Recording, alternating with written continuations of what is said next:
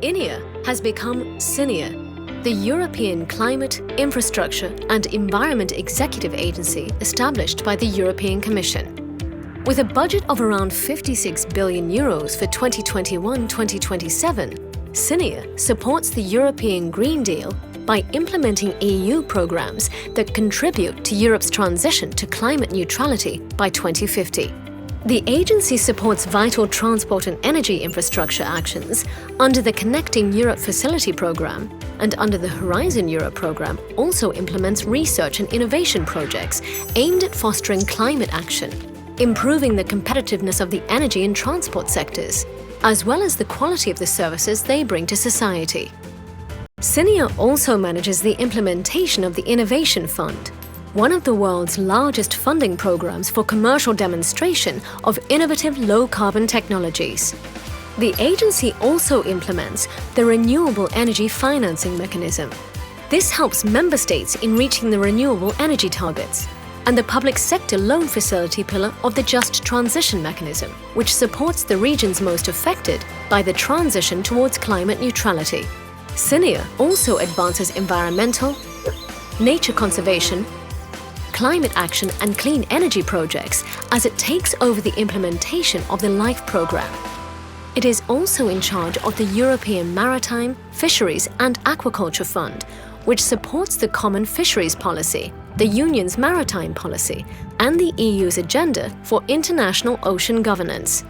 With its focus on climate, the environment, modern infrastructure and networks, CINEA is the EU's focal point for green projects in Europe.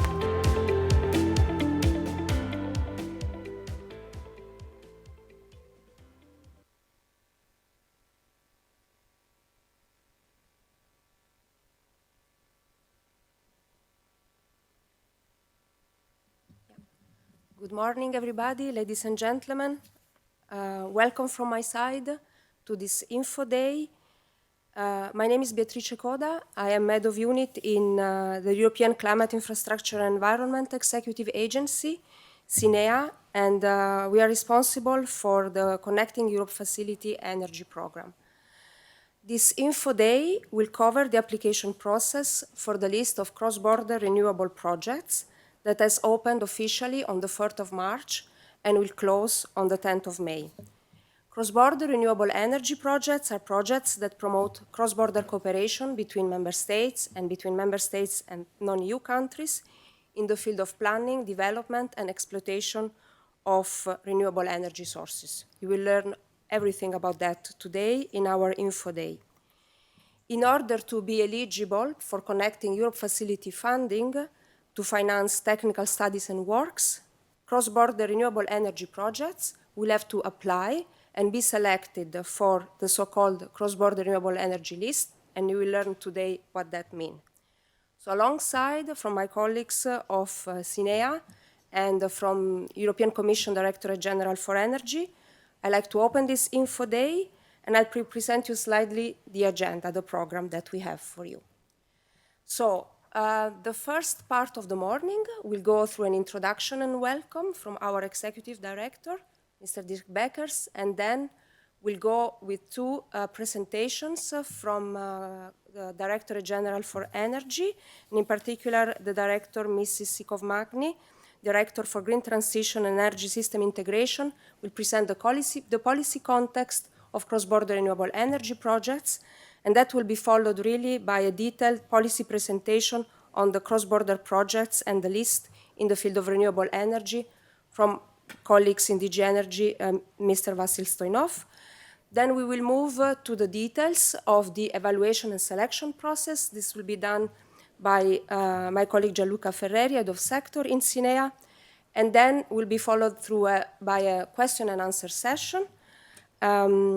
I already say to you, there is a Slido active, you received the hashtag, so don't hesitate to send to us our questions. We will screen through them and we will discuss them at this point in time around 10:45. After the coffee break, we have a session in which we will explain you the details of drafting and submitting a project application with a demo of the EU survey application form. And then a presentation of the call timeline, key dates to keep in mind. This will be done also by my colleagues in CINEA, Lena Strosser and Camilla Paquel. And then we have again another question and answer session to continue to reply, let's say, with the questions that we have received. We aim to conclude Info Day by around 12:30. We know you are very numerous with us today, so we hope we have an interesting program for you. Without further ado, I would like to give the floor now to Dirk Beckers, our Executive Director in CINEA, also for a welcome from his side. Thank you.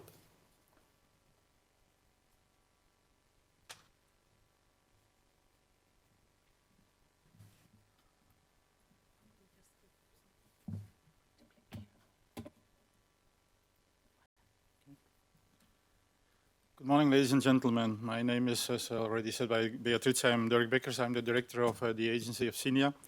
I will give you a short introduction to our agency, the programs that we manage, and of course, in particular, to the CEF Energy program. The window of cross-border projects in the field of renewable energy is established under the CEF Energy program. So I would like to present the agency, and you can see now the different programs that we're managing. So if I go them through a tour chronologically, we're managing the Innovation Fund, the Connecting Europe Facility too, but only the transport and the energy part of it. We'll have in future the Renewable Energy Financing Mechanism, and then we have the Just Transition Mechanism. Of course, a major element is as well Horizon Europe, where we have Cluster 5, Climate, Energy and Mobility. The European Maritime Fisheries and Aquacultural Fund is on our action plan, and the LIFE program. Now all of this represents quite a huge amount, as you can see as well. We are managing in this perspective period more than 58 billion euros, and in the agency will be around 500 people to manage all of this. Now, out of the total budget, a bit more than 31 billion is going to the management of the CEF program and the two strands that I mentioned, transport and energy. And as you can see, these different programs, they all support the European Green Deal. And so we play an important role, or a crucial role, since we are the focal point in managing all these different programs. Now the CEF2 program, coming to CEF now, continues to support infrastructure and connectivity in Europe across the three sectors, transport, energy and digital. I mentioned already part of the envelope, but the total CEF envelope is 33.7 billion euros, out of which 25.8 goes on transport, 5.8 energy, and then 2.1, I would say, goes to digital. Now, I said already we're managing only the first two parts, so and from the budget there, we'll be managing 5.75 billion for CEF Energy and 25.5 billion for transport. And the digital part, for those who would have an interest, is managed by another agency, which is the HDA, or the Health and Digital Executive Agency. Now, what you will see as well is that in CEF2, much more accent is being put on synergies across sectors, and that is being implemented by work programs that address at least two sectors, so with specific award criteria there as well. Now, CEF Energy funding aims to transform the European energy infrastructure into a more resilient, greener, digital and cross-border interoperational network. It supports as well, of course, the transition to clean energy in the EU. And the first call of proposals on PCIs was recently concluded, and 5 projects were selected for around 1 billion euros there. Now, as I mentioned on the first slide, I would say, we have this new category of eligible projects, the cross-border projects in the field of renewable energy. This responds to a renewed focus on regional and cross-border cooperation in the deployment of renewable energy in Europe as part of the Clean Energy Package. And moreover, the support for renewables under CEF Energy has to be seen in the context of the increased climate targets and the increased ambitions on renewables following the Fit for 55 proposal. Now, more details on the political part will be given by our colleagues from DGNR a bit later on. Now, for the new window on cross-border projects in the field of renewable energy, which is, of course, a subject of today, CINEA launched last September a first call for proposals for preparatory studies. This call is now closed and proposals are currently under evaluation. The 3 proposals were submitted in this first call for roughly €500 million. Now, the €500,000, sorry. The proposals touch upon very different topics, and we expect to finalize and to agree with DG NR on the selection decision by April, May. Now, CINEA will implement the budget for the new window of the cross-border renewable energy projects for different reasons. The idea is to promote cross-border cooperation between member states in the field of planning, development, and cost-effective exploitation of renewable energy sources and EU target achievement, to facilitate as well the integration of renewables through energy storage and conversion facilities, and to contribute to the strategic uptake of innovative renewable technologies and to the EU's long-term decarbonization strategy. Now, the earmarked funding under CEF Energy for this kind of this category of projects is 15% of the total budget, which corresponds to around €875 million, subject to market take-up. So today's Info Day is, the meaning of it is to introduce the call for getting the status of cross-border projects in the field of renewable energy. Now, getting this status means becoming part of the list of cross-border renewable energy projects. The status of cross-border renewable energy project increases the visibility and possibly the public acceptance of your project, and furthermore, it will constitute a precondition for the participation to a future call for technical studies and works. Now, based on the first list of projects that will be adopted under this call, the idea is that CINEA will launch towards the end of the year a CEF call for technical studies and works. And as already mentioned, more information on the call, the related selection process, and on the sector of cross-border renewables altogether will be given by my colleagues from DG NR in the upcoming presentations. So I'm coming to the end of my short introduction because I think I have much more important things on the agenda, so I've tried to keep it short. But nevertheless, if you want to know more about our agency, you can see here on the screen, or you can see on your screen, the different possibilities or the areas where you can find information on our agency. And of course, don't hesitate to get in contact with us if you have a question, if you need some assistance or advice. So on this, I would like to thank you all for your attention. Wish you a very nice Info Day this morning, and I pass the floor now over to my colleagues, and good luck with your proposals that will come. Thank you.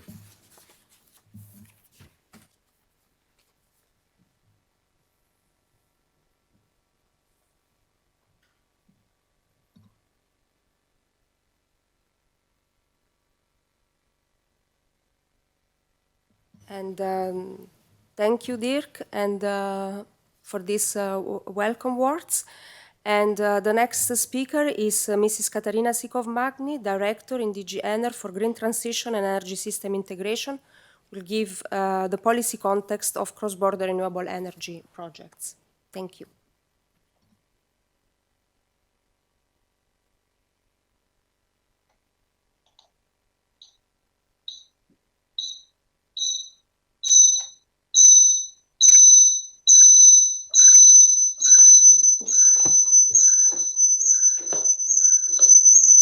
Sorry, there's some background noise. Okay, good morning, ladies and gentlemen.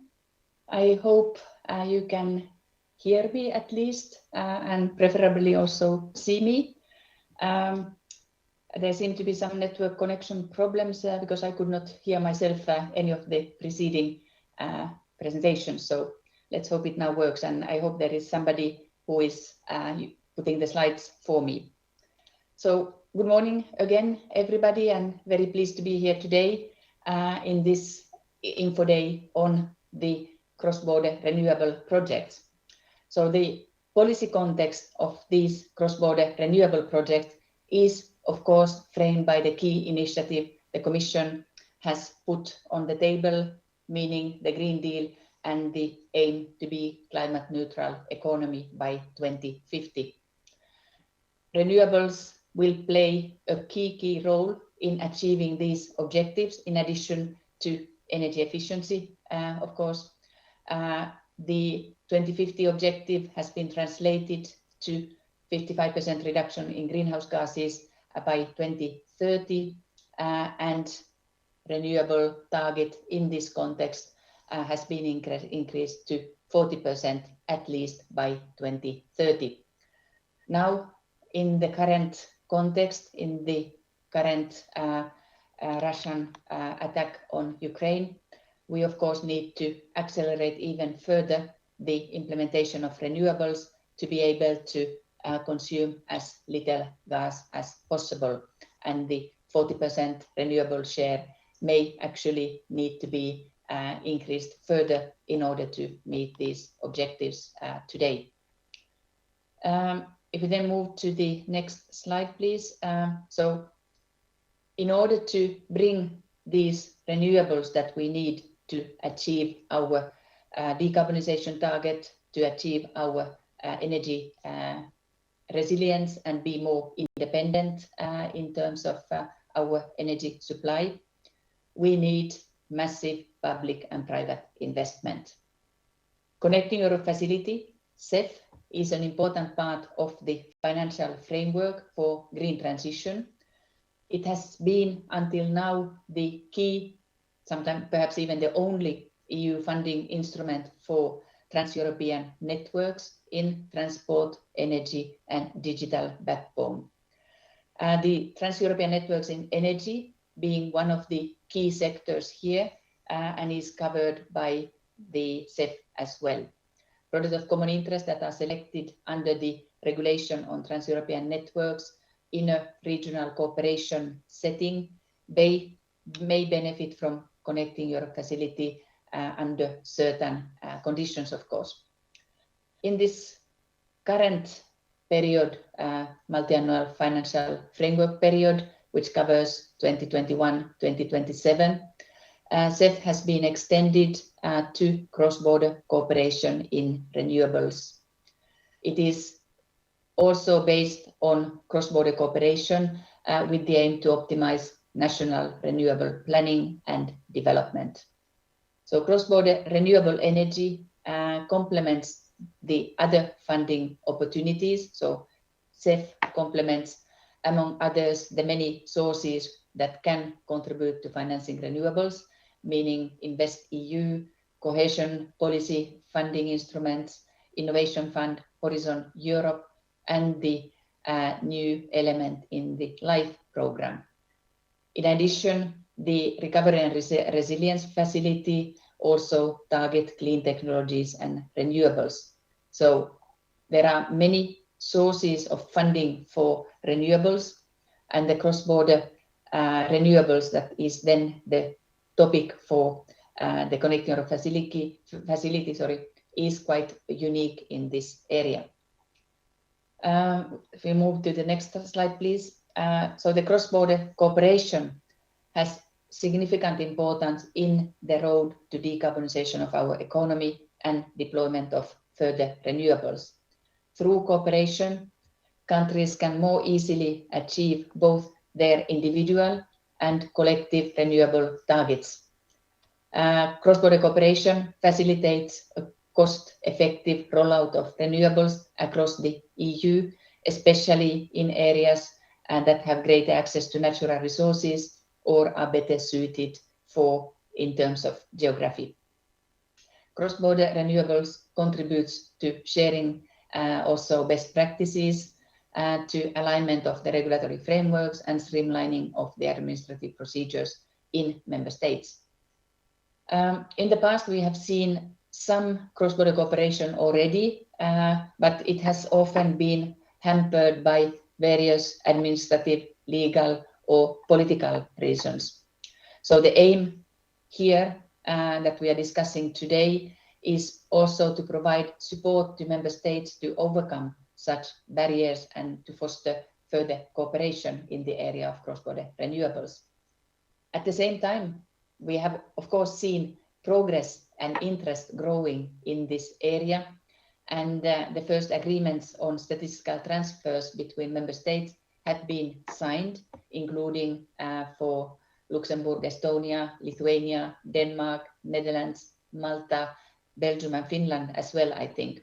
So this work is ongoing in this area, and in the area of offshore development, also the planning of joint projects between member states is gradually taking off the ground. So the potential is huge and we need to build on it and we need to further push for it.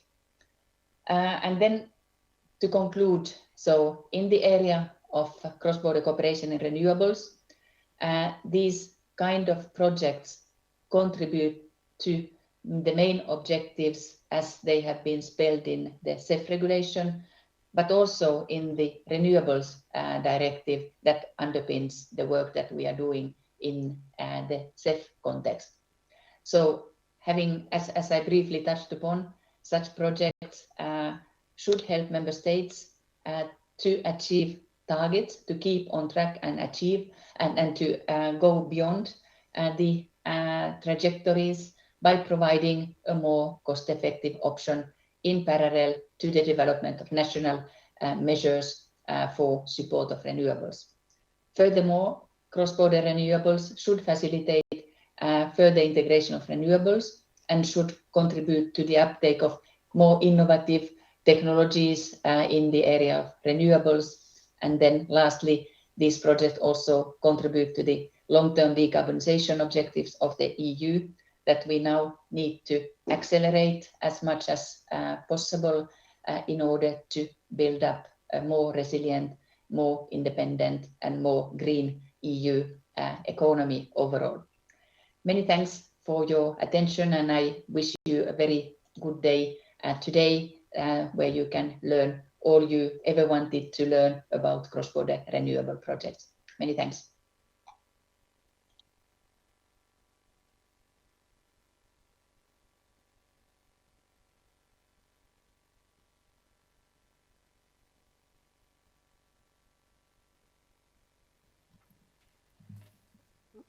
Many thanks to Katarina for presenting the policy context of the cross-border renewable energy projects. Now the next speaker is Vasil Stoyanov, also from DG Energy, and he will give the details of the first call for the list of cross-border projects in the field of renewable energy. Vasil, the floor is yours. Thank you.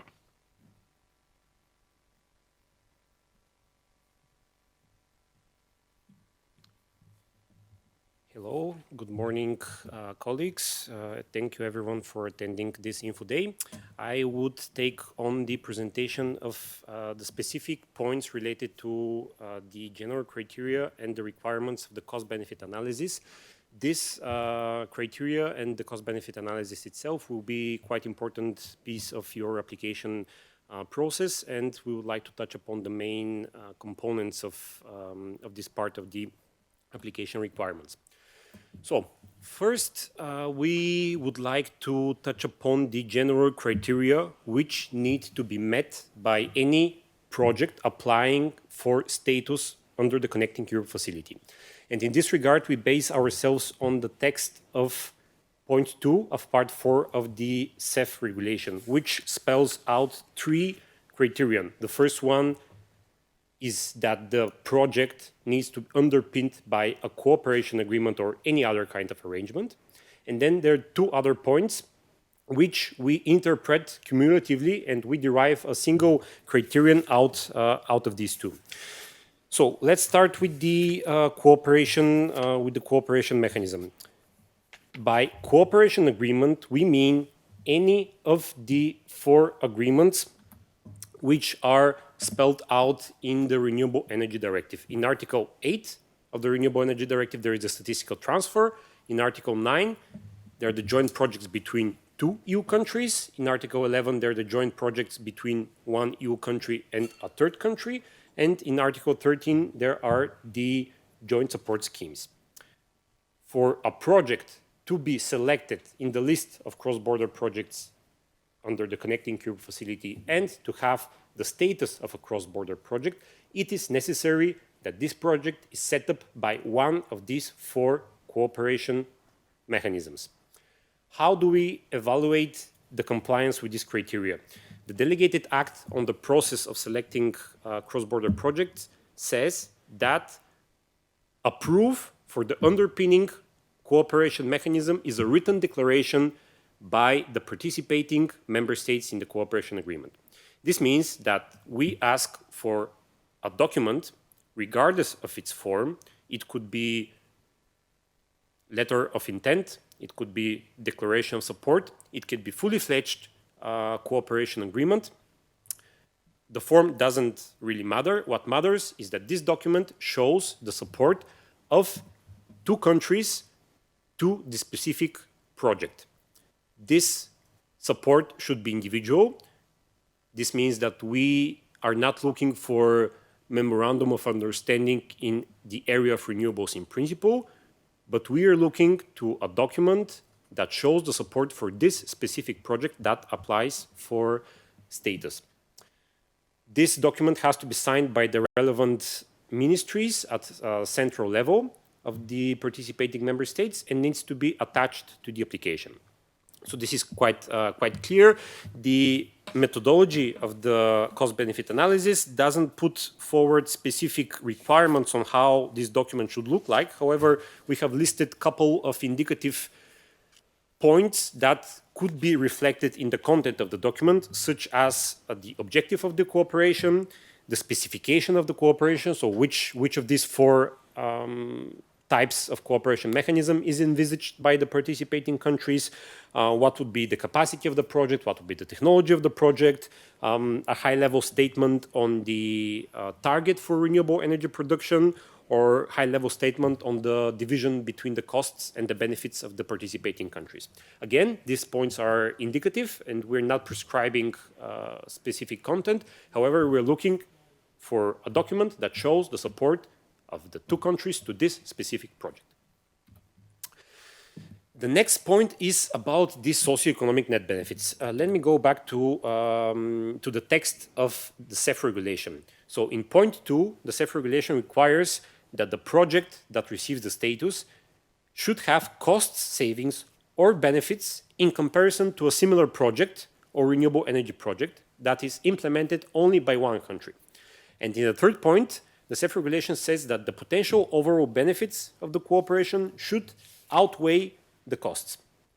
So we have interpreted these two criteria as a single criteria which shows the socioeconomic net benefits of the project. What does this mean effectively? It means that first we estimate whether the project has more costs or more benefits. And we estimate this on the basis of a comparison between the project that applies for CEF status and a similar project, or as we call it, the counterfactual. This means that the project itself has more socioeconomic benefits compared to a situation where the project is not underpinned by cooperation mechanism. How this is established is through the cost-benefit analysis. So the cost-benefit analysis is the analytical tool which shows that the overall benefits of the cooperation are more than the benefits which would be incurred in case there was no cooperation agreement. This type of assessment shows that the project has value from a holistic and a societal perspective. Or put in other words, the benefits generated by the projects are more than the costs when comparing the situation of renewable deployment without the cooperation. If the benefits of the project with cooperation are not more than the counterfactual, this means that either the cross-border project is better off when implemented in national-only context, or if it's not commercially feasible at all. This implies that the selection of the cross-border project in this specific list and the receiving of status of a cross-border project shows the EU added value of this project, which is identified through the cost-benefit analysis. Now I'm going to focus a bit more on how this cost-benefit analysis is performed. To this end, we have adopted a cost-benefit analysis methodology, which point by point explains to potential project applicants how could they perform the cost-benefit analysis and how could they show that the project has more socioeconomic net benefits compared to a situation without the cooperation. So let's let's start off by the objective of the methodology. So the objective is to determine how much more are the costs of the project compared to a situation without the cooperation. How these benefits, how these net benefits are established is through 7 indicators. Those are specific elements spelled out in the CEF regulation. And for each of these 7 indicators, we require an assessment of the costs and the benefits. Some of these indicators could be monetized. This means the indicators could be translated into euros, into monetary value. Some of these indicators, such as the innovation, cannot. All of these indicators have equal weight. We don't differentiate between the importance of the indicators, and all of these indicators are taken into account of the cost-benefit analysis, including those which don't have monetized value. The end result, the final purpose of the CBA analysis is to derive the value of the net benefits by a monetized expression. This means at the end, we're looking for a number of euros which shows whether there are benefits, meaning that the number is positive, or whether there are more costs, meaning that the number is negative. The cost-benefit analysis and the analytical procedure to derive this cost-benefit analysis is described in this picture. So first, if you look at the rows, we have the benefits. And the benefits of the cost, the benefits of the cross-border project, which is the left side column, and the benefits of the counterfactual, which is the right-hand column. Let me stop a bit on the point of the counterfactual. This is quite important. The CEF regulation says that the benefits of the project should outweigh the benefits of a potential project, which is either a renewable or other project, which is implemented by one of the countries alone. This means that we compare the situation of the cross-border project with the situation of a similar project developed by only one of the participating countries. And this comparison is the benchmark against which we establish the net benefits of the project. So first, for each of the 7 indicators, we calculate the benefits of the cross-border project, the project which applies. Then for each of the 7 indicators, we calculate the costs of this project. Then we derive the net present value, which is the difference between the benefits and the cost. And we remain in the left side column of the cross-border project that applies for status. So we derive the net present value as the difference between the benefits and the costs. Then we do the same exercise with the counterfactual. We estimate the benefits of the counterfactual, we estimate the costs, and the difference between the benefits and the costs is the net present value. And only then we compare the net present value of the project that applies for status with the net present value of the counterfactual. And the delta between the two shows the socioeconomic net value of the project. So this is the final number that we're looking at, the delta between the net present value of the cross-border project and the net present value of the counterfactual. Speaking about the counterfactual, we, as I explained, compare the cross-border project with the situation without the cooperation agreement. How do we do that? We compare the cross-border project with the counterfactual in 2 scenarios. The first one is the standardized counterfactual, and the second one is the case-specific counterfactual. The standardized is the preferred option for us, and we ask the project applicants to choose this option, and the case-specific counterfactual is allowed only if the standardized does not make sense or it's not possible.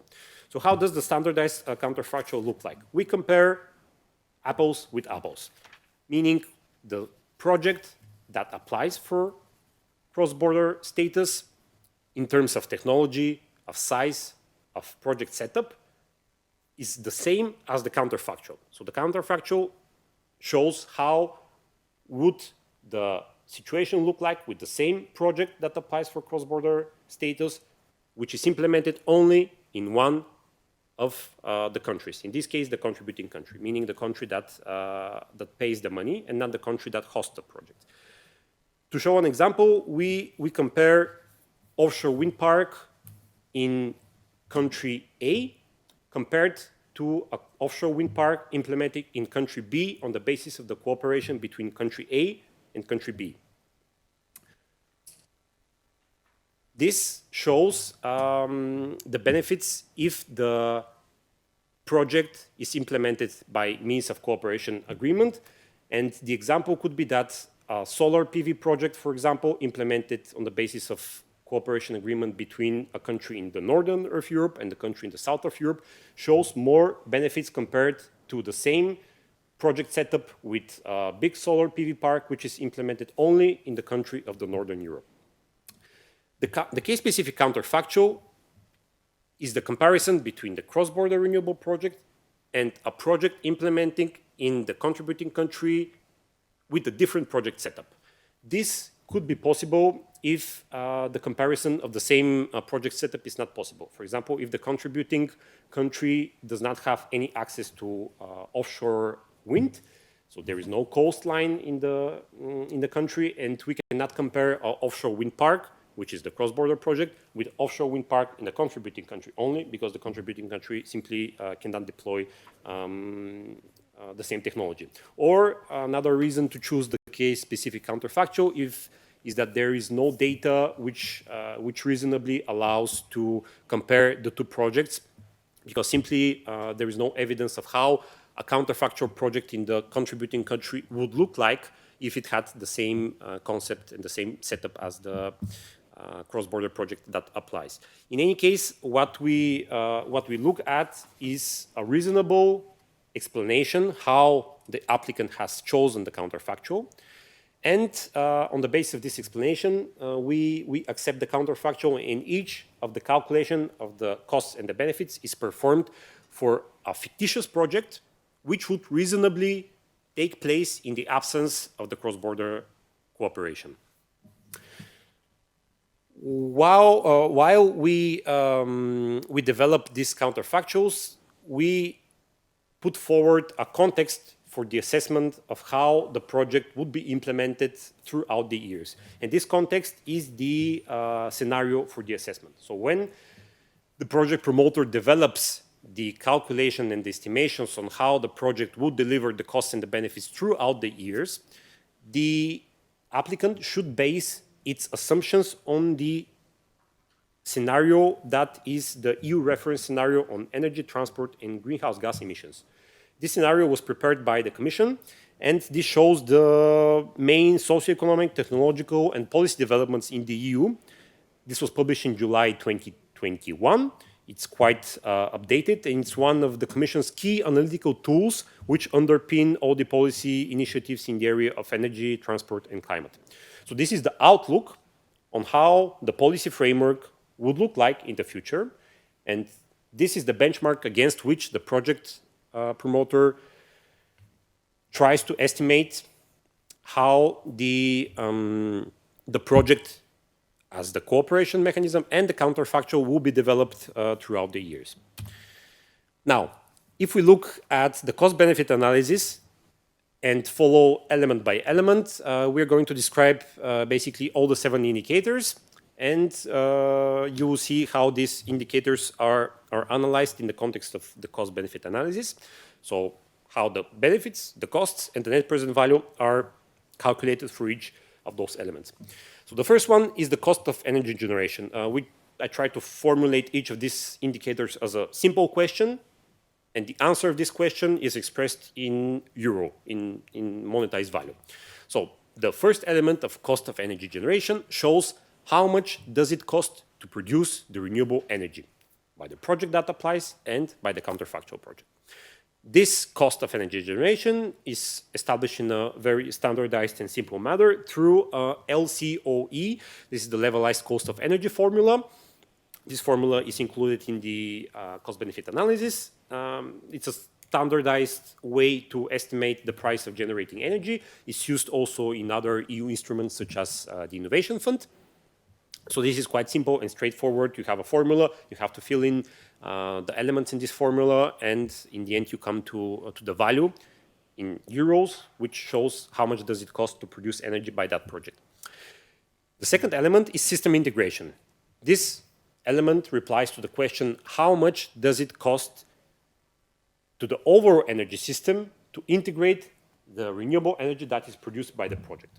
So the first element shows how much does it cost to the project promoter to produce the renewable energy. The second element shows how much does it cost to the whole energy system to absorb this renewable energy. We have broken down this element to three sub-elements, which cover overall the costs that are borne by the system in order to absorb and to integrate the produced renewable energy. The first one are the profile costs. So these are the costs that are incurred in order to provide backup capacity or to provide the flexibility to meet the demand at peak times or at low demand times. This indicator is associated to the variable nature of the renewable energy and is related either to the curtailment costs or to the costs necessary to provide backup capacity, either a battery or alternative renewable energy baseload, which would balance out the profile of the production of renewable energy by the project. The second sub-element is the balancing costs. So these are the costs which would be incurred in order to cover short-term fluctuations or uncertainty of the regeneration. This could be due to forecasting errors, or this could be due to change in the atmospheric conditions that allow for production of renewable energy. So any deviation from the estimation of how much renewable energy would be produced would be paid out through the balancing costs. And these costs are integrated into the calculation. And the third sub-element are the grid-related costs, which refer to the charges that would be borne by the system operator in order to integrate the amount of the newly produced renewable energy by the project. The next element is the cost of support, the third element. This element could be monetized, however, it is not taken into account in the calculation. How it is monetized? Basically, this element shows how much is the transfer of public resources to the project promoter as type of public support in order to make the project alive. This criterion shows all types of support measures, not only direct payment through to support schemes, but also tax reliefs and other types of exemptions, investment aid, or any type of public support, which is paid out to the project promoter. Now, this indicator only shows and contributes to the overall assessment by indicating how much is the effectiveness of the public support spending. But as it is simply a transfer of public money to the project promoter, it does not count into the overall net present value of the project. So we want to have and to see this number, but this number is not part of the calculation of the net present value of the project. The next indicator is the greenhouse gas emissions. So these are the main greenhouse gas emissions: carbon dioxide, methane, N2O, and all the F gases.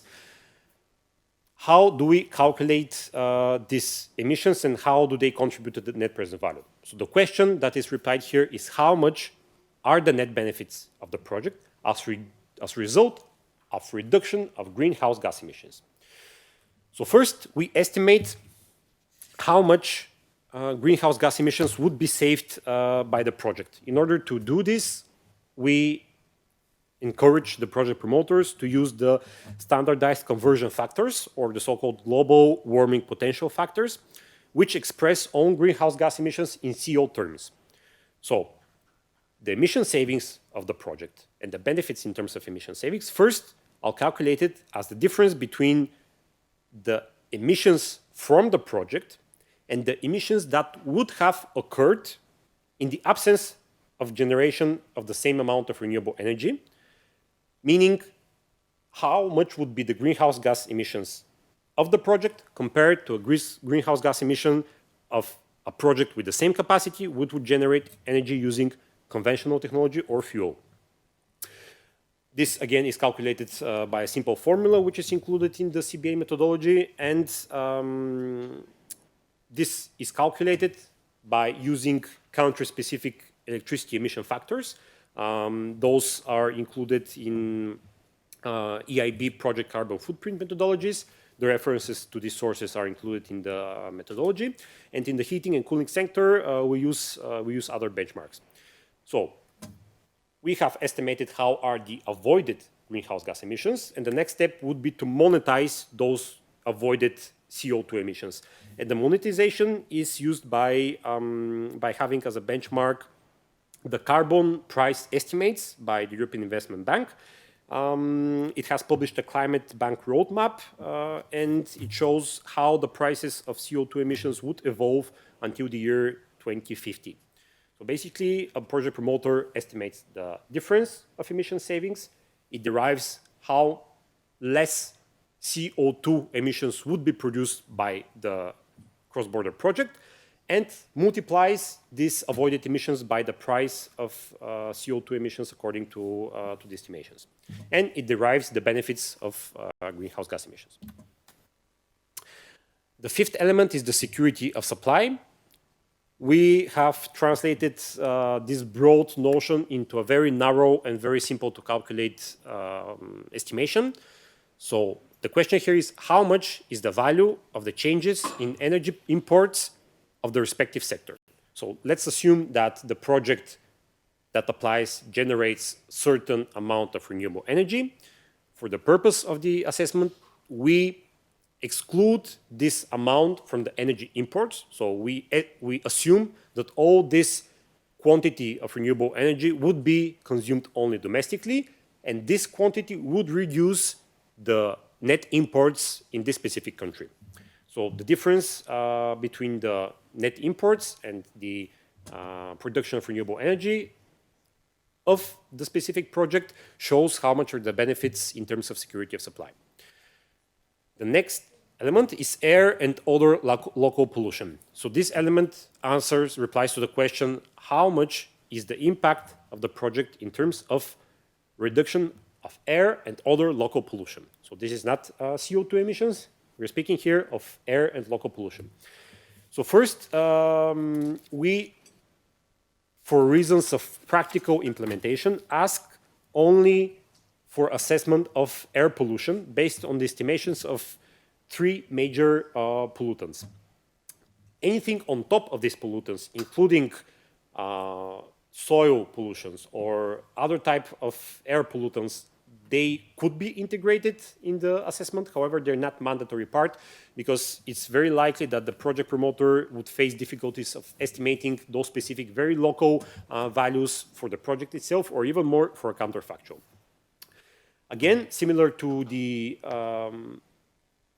element in the indicator of CO2 emissions, first we estimate how much are the avoided emissions by using established emission factors for these 3 types of pollutants, and then multiply those decreased emissions of the pollutants by the unit costs of each pollutant expressed in euro per ton of the pollutant. References to the sources of data on these indicators are included again in the CBA methodology. Then the last indicator is the innovation. This is the only indicator which does not correspond to a value. So this is only a qualitative indicator, and here the project promoter can explain how much are the benefits of the cross-border project in terms of technological innovation or in terms of policy innovation. So here we are looking for a narrative, we're looking for explanation. Why would a cooperation agreement as a basis for a cross-border project bring more benefits in terms of innovation? This could be, for example, sharing of regulatory practices, harmonizing the regulatory framework of 2 specific countries, or proving more technological and research and development benefits of the cooperation project in comparison to a standardized project which is implemented at national level only. Thank you for your attention. I hope I have captured all the relevant elements of the CBA methodology. These elements, again, one by one, are calculated by the applicant. Then they're monetized The applicant derives the net present value of the reference project and compares it to the net present value of the counterfactual project, and the delta is the result of the cost-benefit analysis. Thank you for your attention, and now I would like to pass the floor to the next speaker for the practical elements related to the application process. Thank you.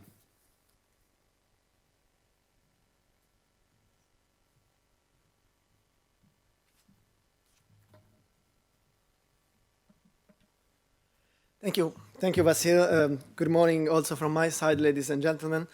So I will try to go through the main elements of the evaluation and selection process,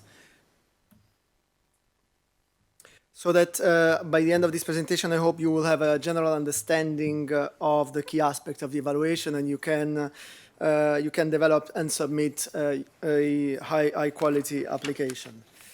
First of all, a few key references to keep in mind.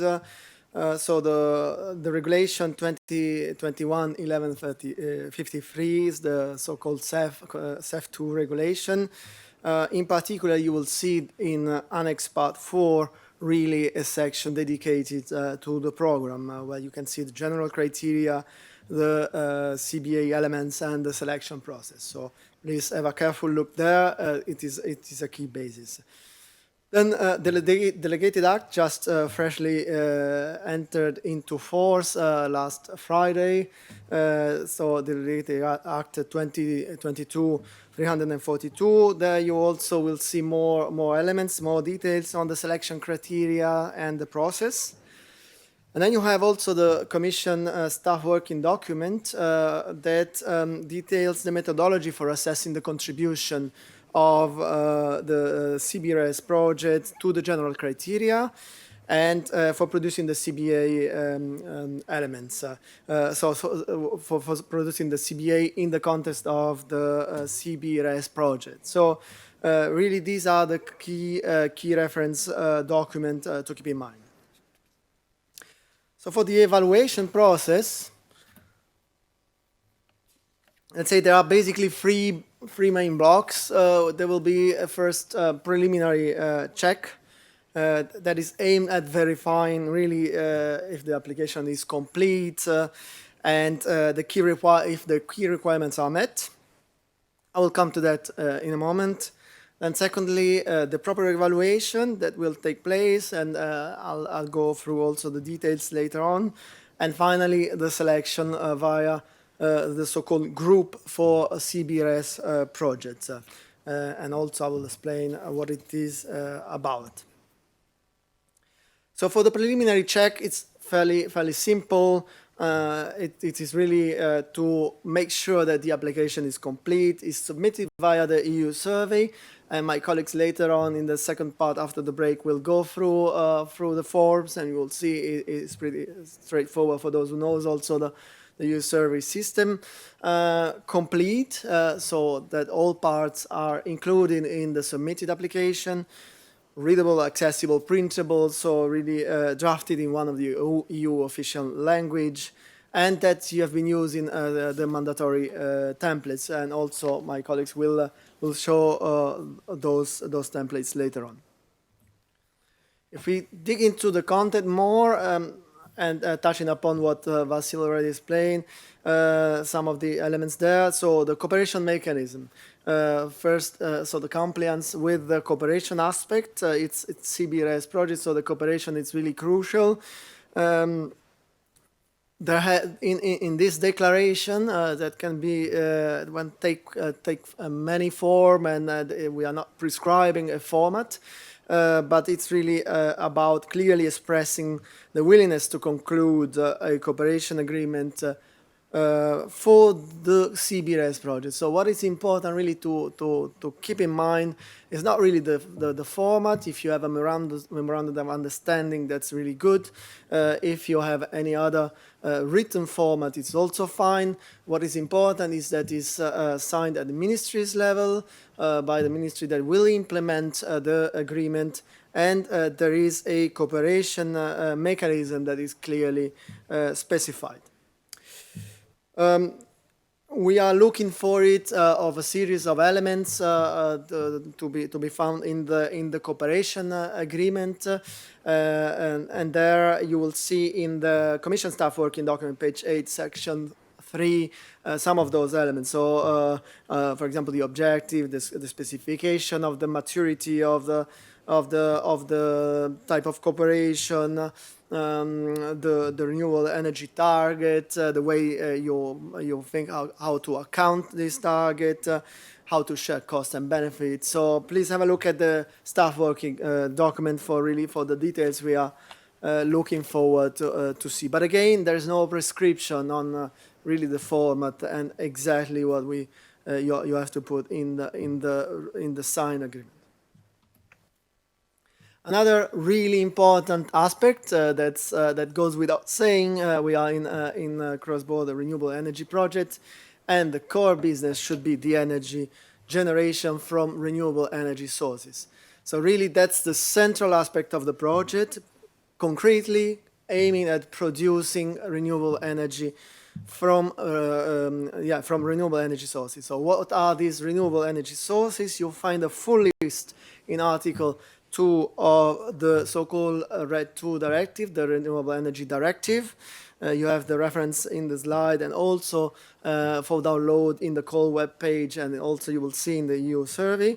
There is a full list of the sources. It goes from solar to wind to geothermal, but also all the oceans energy, tidal wave, hydropower, of course, biomass, landfill. So you'll see there is a full, complete list in Article 2. So any of those renewable energy sources are eligible for the project. Additional components, and we see already in the slide or Q&A, there are questions on hydrogen and other parts of investments. You will find in Article 3 of the Delegated Act the full list of the additional components. Yes, they can be in the project, but they really have to be integral part of the project, of the energy generation part. They have to enable the integration of the renewable energy generation, and they have to be ancillary. Means that really these are not the core part of the project. They can be there if they enable really the effective generation and connection of the energy generation. But the core business, it's really the renewable energy generation. Another question also I saw on the Q&A, and maybe my colleagues will go through more in details there, who can be the project promoter.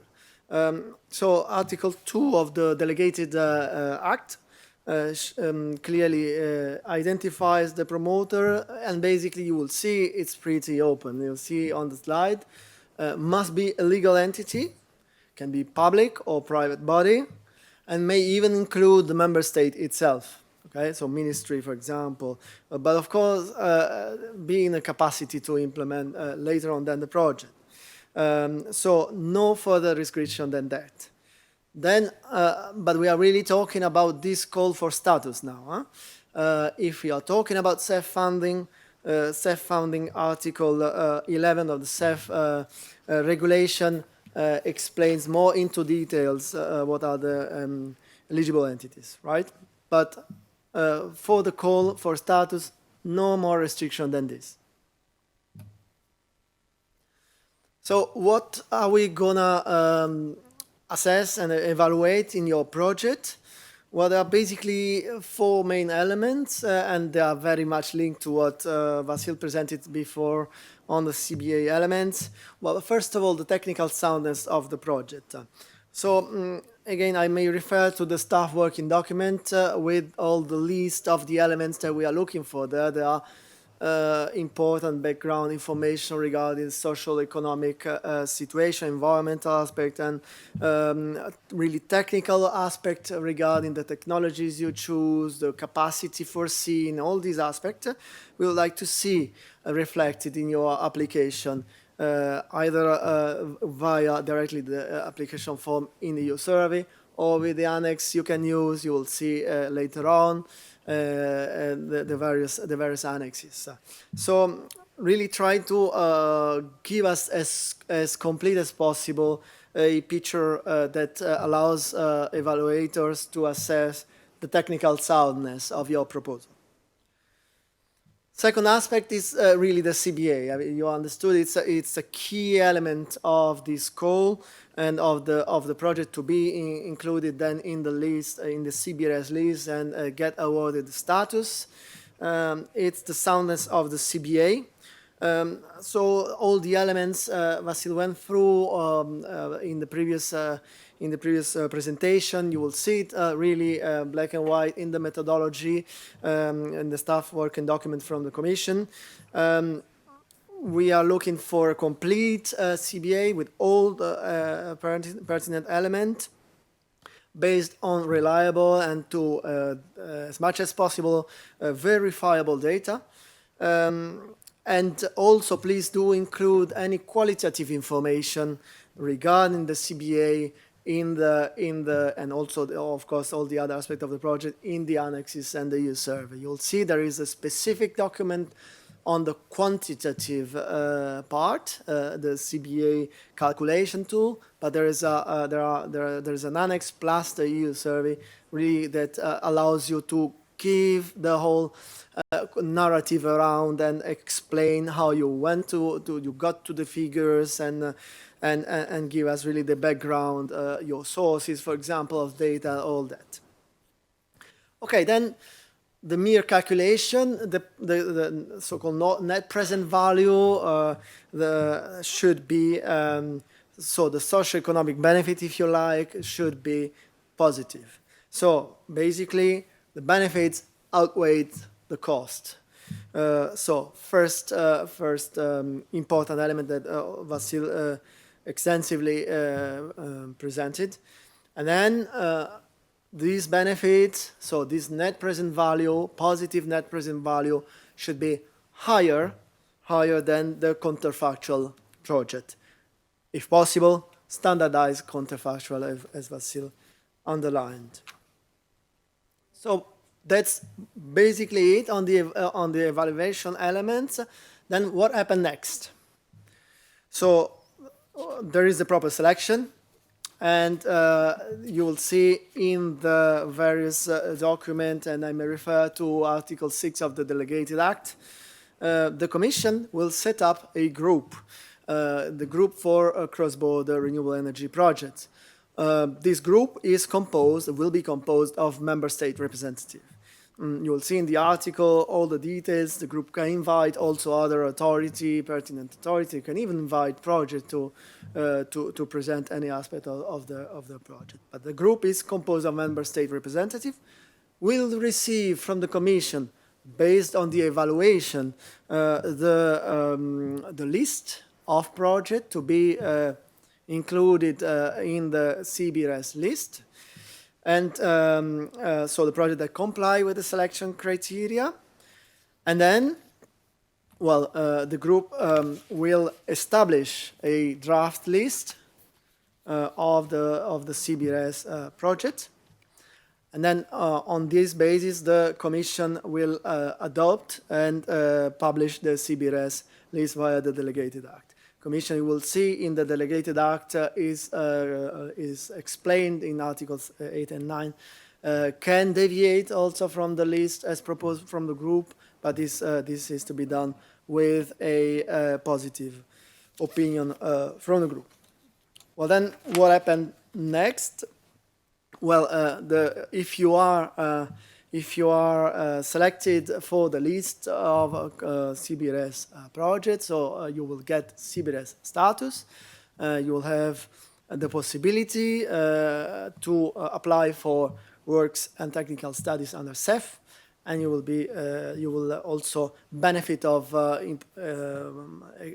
let's say a big visibility and also hopefully also a push for the implementation of your project. The list will be reviewed every 2 years.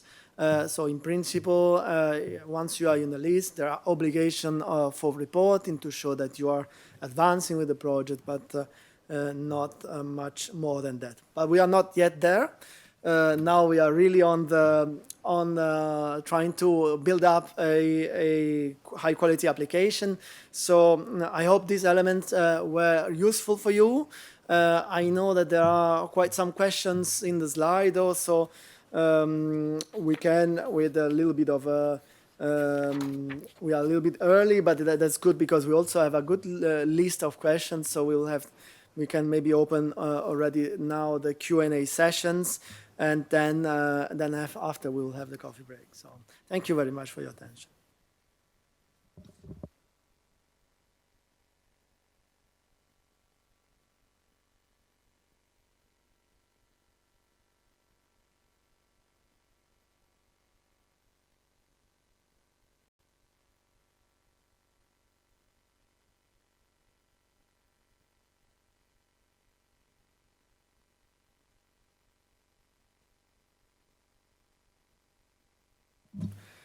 All right, so let's go through all the questions, although some maybe I already touched upon, but as my ancestor would say, repetita iuvant. So the first one is really about the hydrogen. I presume this will come back eventually several times. So whether hydrogen could be considered for cross-border renewable energy projects. So I should refer to my previous slide on the core business of the project, which is really about renewable energy generation from the sources as listed in the Renewable Energy Directive.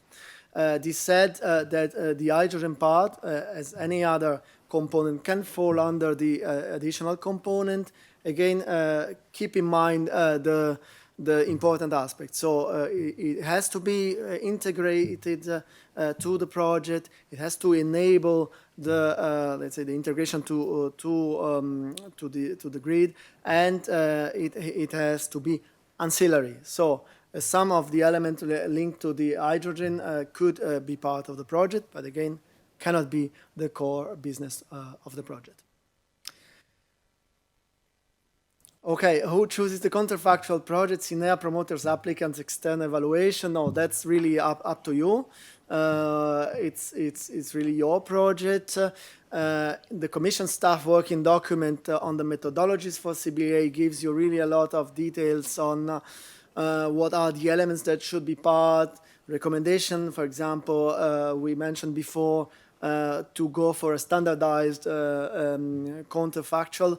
If really this is not possible on case-specific situation, you can use a project-specific counterfactual, but it's really up to you to choose what is the best apple to compare to the apple, as Vasil was saying. So it's you to choose.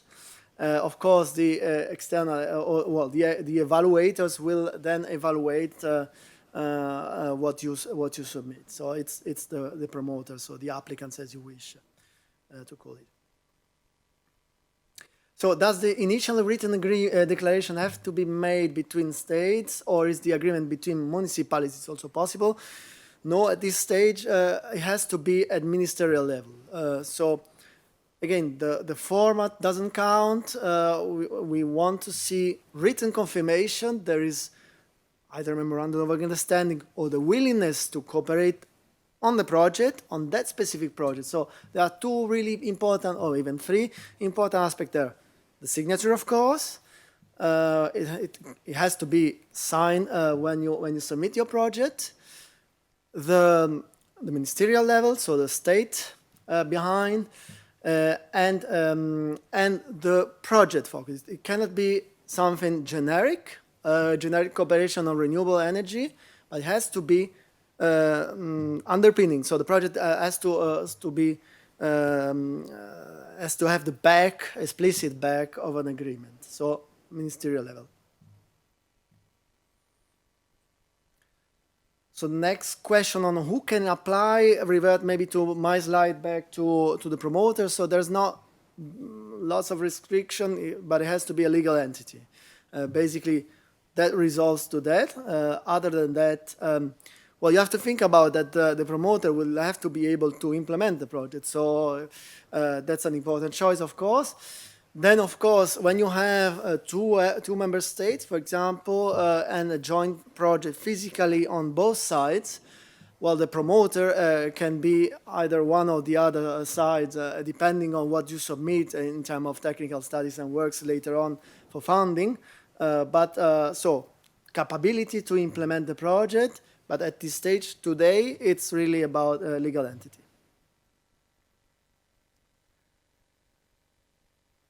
All right. On the term contributing versus host country, if I recall correctly, the delegated talks rather about off-taking country, which maybe it's synonymous to contributing.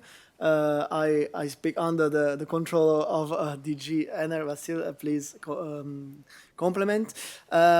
So the contributing or off-taking country is really the member state that contribute financially or doesn't host physically the project, if you take it on the other side. And the hosting country is the member state that hosts the project. Maybe the question comes from the fact that, and I think I saw another question on whether it has to be physically linked, the two sides. We will see later on. But so you can have projects that are physically in one single member state, when you have a cooperation between two, for example. But you can also have projects on both sides, physically on both sides. So that's also, but yeah, I see the next question really related to that. Can a project between two countries not having a physical border be eligible? Yes. So that's one of the options of the CBRS project.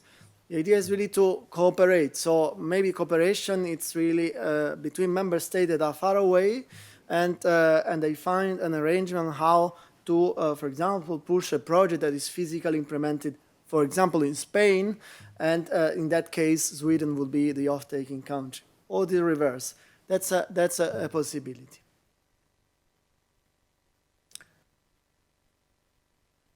Okay, that's a very specific question. I might park it for a moment. How is possible to engage to cross-border renewable energy project or network from the archipelagos in the Atlantic Ocean? Maybe a first answer, and then if you want complement.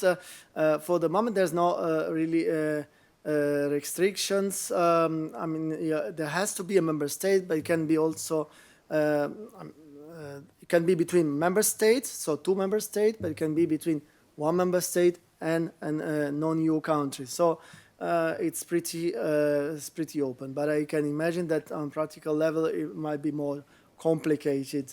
But that's not fully excluded as far as I know. But again, maybe we can come back to that in written form with more details if needed. Okay, the next question is the link. If there is any link between the PCI, there's no link. So PCI project, for those who knows, it's really another stream, and the CBRS project, it's another set of projects. So it's fully separated. They work differently. For example, we will have in the CBRS project a call. You can apply every year. And the list is a consolidated list, so there's no one first, second, third, fourth list like in PCI. It will be a consolidated list, but there's no link between the two.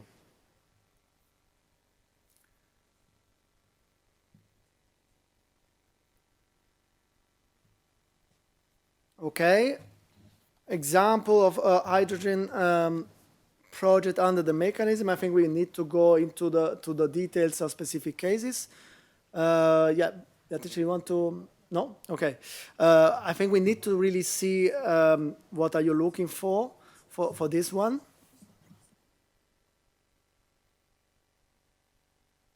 Mm-hmm.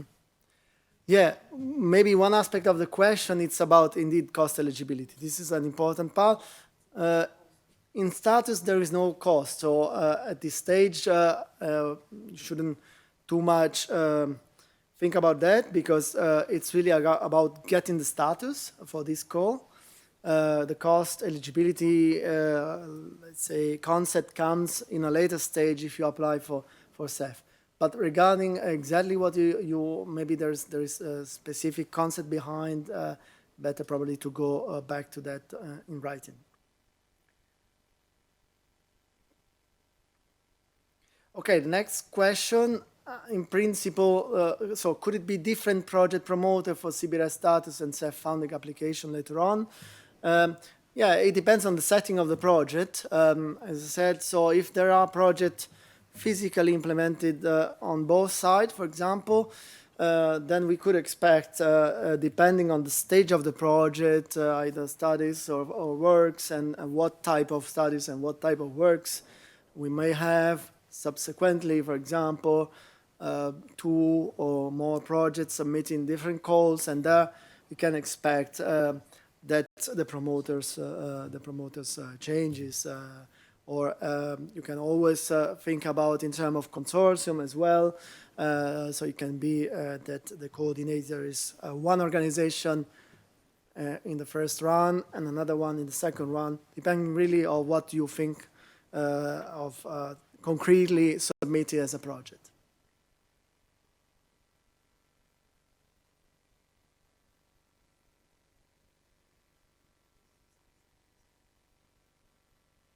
So the next question on can a project that includes upgrade of existing transmission line, e.g. replacing of conductor with high temperature low sag conductor, be submitted to the call? Okay, very specific one here. Now again, we need to see really the details. I should refer to the general point of if we are talking about additional components, these are to be carefully reviewed against the condition that they are integral part of the project that really enable the integration of the rest generation and that are ancillary. So anything that specific, we need to see whether these do enable the project. I'm afraid I cannot really answer that specific case at this stage.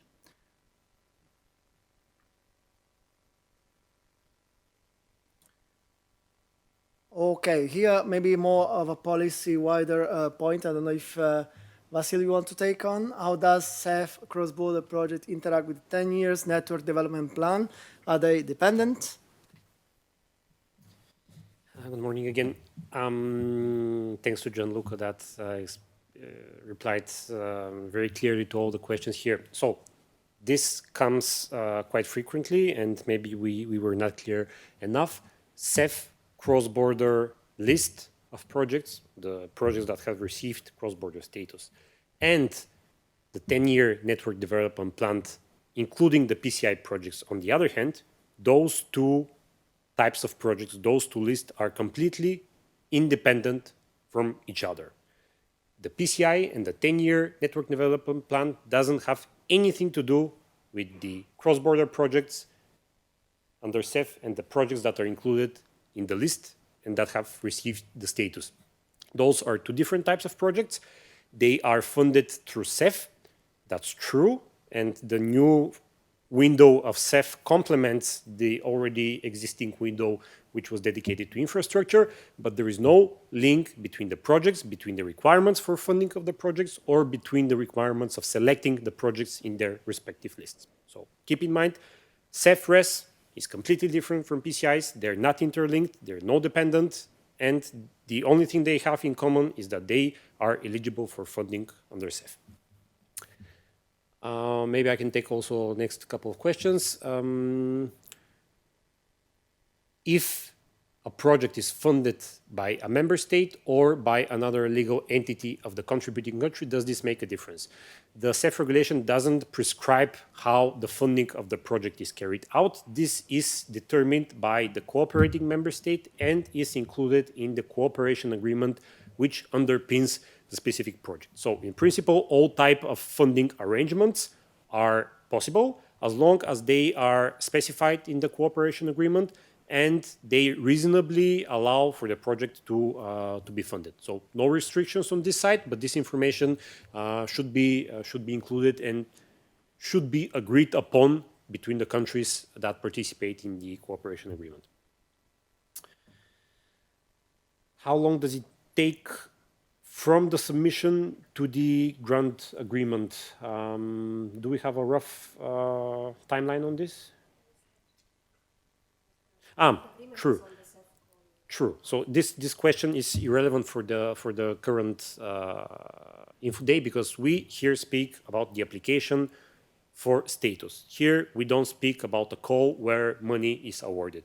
We speak about a call by which a project promoter receives a status, and the status is the final result of the call. There is no money associated with the status. The money is given through a separate call for which only projects with status are eligible, but it's a completely different call. Here it's only about the status, the label of the project, and the other one is about the money. Again, this replies also to the next question. What is the maximum help considered? Here we don't talk about financial help. We speak only about the fact that a project is selected in a dedicated list and has received the status which gives visibility to the project. The CBA, is it necessary for studies applications as well, or only for works applications? So again, we don't speak about application for studies. We speak only for application for status, where CBA methodology is necessary. For the application for studies and for works, there will be additional and separate requirements, which will be spelled out in the details of the next call, which will come later in the year. The CEF regulation speaks that for works there are higher requirements. So a project that receives money for works should show the financial gap, and the commercial should show that the project without the money doesn't have commercial visibility. But this is a separate requirement, which is again not relevant for this call. What is the role of the REPower EU joint action and the impact on the CEF Energy program in terms of budget and topics? The REPower EU joint action is quite fundamental for the energy policy in general. In terms of direct impact, it does not change the objectives of the CEF Energy program, it does not change the budget of the CEF Energy program, and it does not change the work program of the CEF Energy program. In terms of policy priority, this action only increases the importance of renewables deployment, including through cooperation, because cooperation is one of the options to further expand and tap into the potential of renewable generation in Europe. But if you're asking about specific implications of this plan on CEF, this is not the case. The CEF Energy program continues its implementation as it stands now, but becomes more politically important in the context of this communication that was published this week. The projects that foresee infrastructure component of the offshore wind farms and inverters for grid connection eligible for cross-border status. As Gianluca explained, there are 3 requirements in the Delegated Act, which allow for additional components to be eligible on top of the renewable energy generation. So, infrastructure components for offshore wind park, inverters for grid connection are eligible as long as they fulfill the requirements of the Delegated Act, which is that they are ancillary to the renewable generation project, which means they are not the main part of the project, but they help the integration of the renewable energy, that they facilitate the connection and the integration of the renewable energy into the grid, and they enable the grid generation, the renewable generation component. So those parts that you referred to in your question are eligible as long as they're not the single component of the project, but they are put in an overall picture with the renewable generation component. How to define the counterfactual for offshore hybrid projects? So the guidance doesn't, the guidance on choosing the counterfactual doesn't differentiate between different project setups. So for hybrid projects, you would have to compare the project that applies for safe status to the same project setup which will be implemented without the cooperation. So here, the benefits of sharing the costs of the interconnector might play a role in comparison to a project where there are no two countries, but only a single country who bears all the costs for the interconnection. So this is a case where the cooperation on the offshore hybrid projects could show more benefits. But in terms of choosing the counterfactual should be the same offshore hybrid project, if possible, which is implemented only by one of the countries. Which one of the countries depends on the specific case. If the contributing country doesn't have shore and access to the sea, clearly it would be only in the host country alone. If there are two neighboring countries and the project takes place on their joint territorial waters, then the counterfactual could be in both of them. Offshore wind project that powers an electrolyzer plant in one member state and transports renewable hydrogen gas into another member state. Yes, it is eligible as long as the main component of this project is the renewable generation through offshore wind. So the additional components, such as the electrolyzer or the infrastructure for transportation or the arrangement on transportation, they are eligible under the project, but they should not be the main component. So from the question, in this example, if the offshore wind park is the main component, yes, the additional electrolyzers and the transport of hydrogen gas into another member state makes the project eligible. Islands are there any preconditions for applying to cross-border renewable status other than letter by ministries and completed CBA form? So the letter by the ministry showing the support and the cost-benefit analysis, these two application elements meet the general criteria for the selection of the projects. As part of the application, we would of course ask for additional information related to the project in terms of technological setup, in terms of the objectives that it pursues, so that we can have the picture on how this project fits the overall objectives of the CEF regulation. But in principle, if you fill in the application form with all the additional information that is asked, you attach the letter by the ministry showing support, and you have completed the CBA form, this should be sufficient for your application.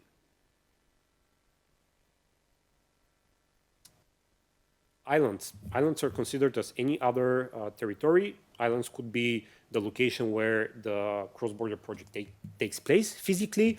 Islands can play a role in the as ancillary element of the project. This could be related to the concept of energy islands as energy hubs. So there is no rule that makes specific case for islands. They're considered as any other territory of an EU member state.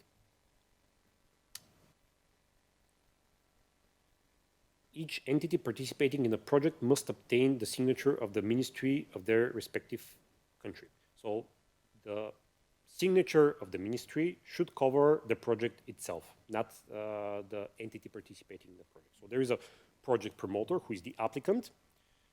This applicant could be either the member state or a private legal entity, but as Gianluca explained, it should have the legal form.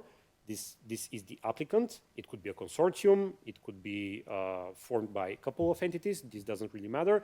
What matters is that the support by the member states is given on the project itself, not to the specific entity, but to the project. So as long as it's clear that we have a legal entity that applies, and the legal entity shows that the ministries and the member states support this project and the cooperation agreement, this is sufficient. In case of the counterfactual cost-benefit analysis, it could be difficult to provide accurate results of the project. Yes, the methodology on the cost-benefit analysis addresses this difficulty of providing all the data on the counterfactual by giving the sources of data for the indicators which could be used. It is possible that not all the data which is required could be available. In this case, the applicant should use some benchmarks. However, for the main indicators, we have listed the sources of data which in principle is available and should be accessible both for the project and the counterfactual. However, if the standardized counterfactual, for example, doesn't make it possible to derive the data, because, for example, there is no sufficient market for this specific projects in one of the contributing member states, then this makes the case for the other type of counterfactual, the case-specific counterfactual, where the project promoter can compare its project with another project for which there is sufficient data. So there is a bit of flexibility on the side of the applicant. However, the choice of the counterfactual, including for reasons of data availability, should be made clear in the presentation, and for us it should be convincing why the project promoter chose this specific counterfactual. Offshore projects with radio connection, no specific CBA requirements. The requirements are the same for any project setup. Naturally, the type of project setup would change the result of the cost-benefit analysis, but there is no differentiation between project setups. So EU member state plus UK or plus any third country, yes, it is eligible. One of the cooperation mechanisms is a joint project between member state and a third country. So yes, these projects are eligible as long as the requirements for such joint projects are there. And those requirements refer, for example, to the physical link between the third country and the EU country and the sufficient capacity between the two countries, which would be potentially able to absorb the amount of renewable energy. So in the case of UK, this might likely be the case. Therefore, yes, the project will be eligible. How can you ensure that this two-step process enables to accelerate Europe energy independence? Yes, this is a general question about what is the added value of the status. So as Katarina presented in the beginning, cooperation mechanisms are potentially able to bring forward the deployment of renewables by adding larger scale on the development of renewable energy projects. There have been examples of barriers before the cooperation of countries. So the status of a renewable energy project should, in principle, tackle the large amount of existing barriers by first giving priority to the project, giving visibility, showing that the project brings added value from EU perspective. In turn, these benefits would make the project promoter, would make the job of the project promoter easier to obtain the necessary support from the ministries, to obtain the necessary investment support. In general, the status makes it easier for a project promoter to implement its project in general by addressing the existing barriers that have shown in the past as problematic for cooperation agreements between countries. On top of this, the status also makes the project eligible to receive money. This means that CEF money will be given only to projects with EU added value. And the European energy independence in this context could be seen as complementarity, because we in Europe could be really energy independent if we work together with each other.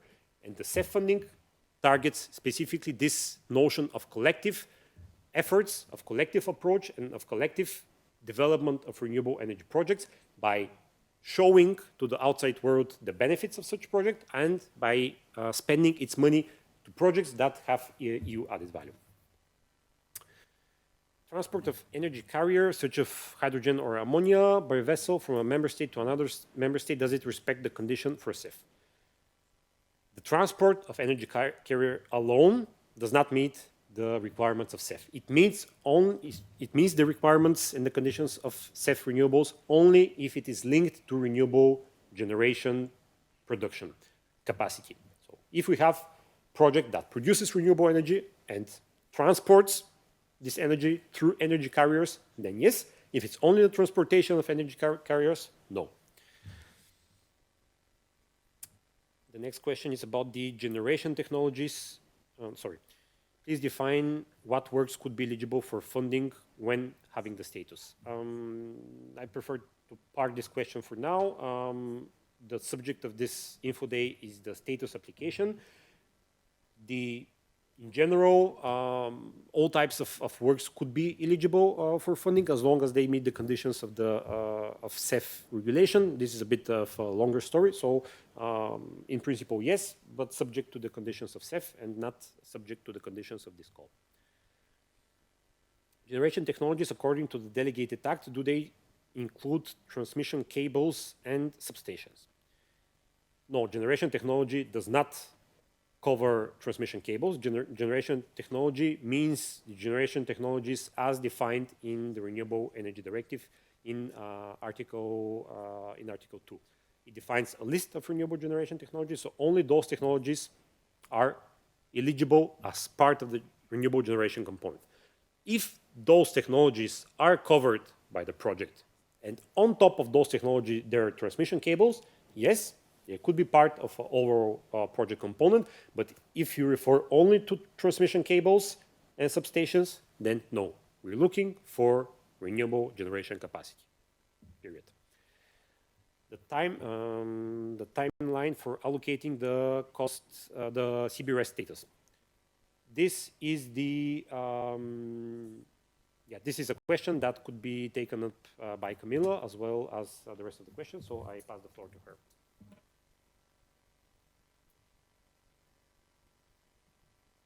Hello, my name is Kamila Pakel. I'm a project advisor in this team.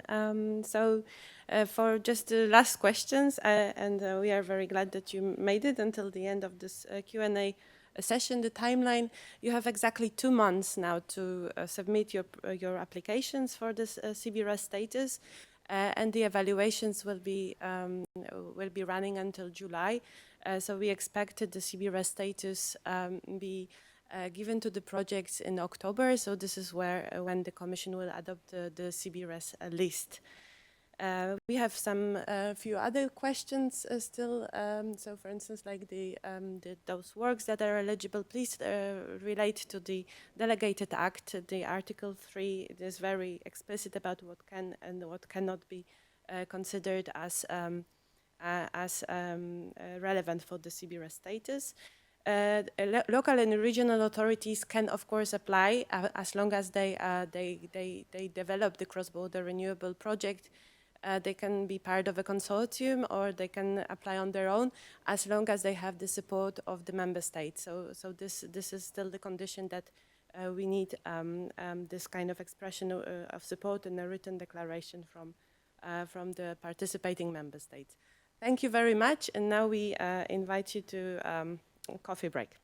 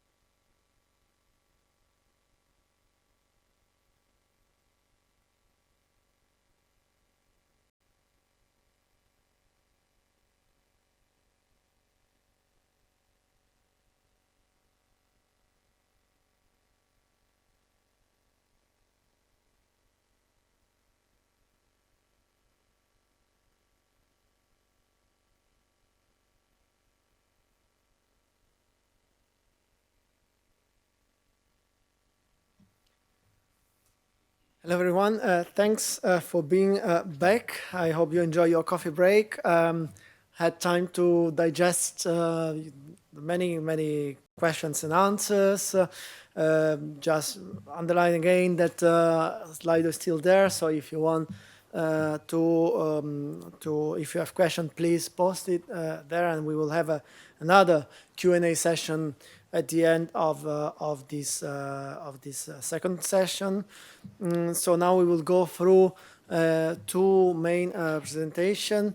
The first one will guide you through concretely the forms, so the EU survey and the various templates, and my colleague Lena Stroessner will present and guide you through the form. Again, while she will present, you might have specific questions. Please really do share your question via Slido. And then Camilla, you've seen her at the end of the previous session. She will go through again mainly the timeline, so the key dates to keep in mind, how does it work, what happens in the next months, and when. So this will be the two presentation, and we will have at 12 at latest. We'll start the Q&A, and you will have time to post any extra question related to the previous session or related to the session that is about to start. So feel free to raise any question regarding the call, and we will try as much as we can to answer them live during the event. And don't worry, in any case, if there are any questions that have not been tackled, maybe for time reason or because we need to dig into more details, if the question is very specific, we'll go back to that later on in writing. You will see after the event, there will be also a new section on FAQ that will be published. So, and we will update it regularly during these 2 months of open call. So for now, please, Lena, on stage for your drafting and submitting your project. Yes, hello everyone. My name is Lena Stroessner. I'm also in the renewables team with Gianluca and Camilla. And I will talk a little bit about the application process and how to use the EU survey. So for your application, you will need to fill in a form in EU survey.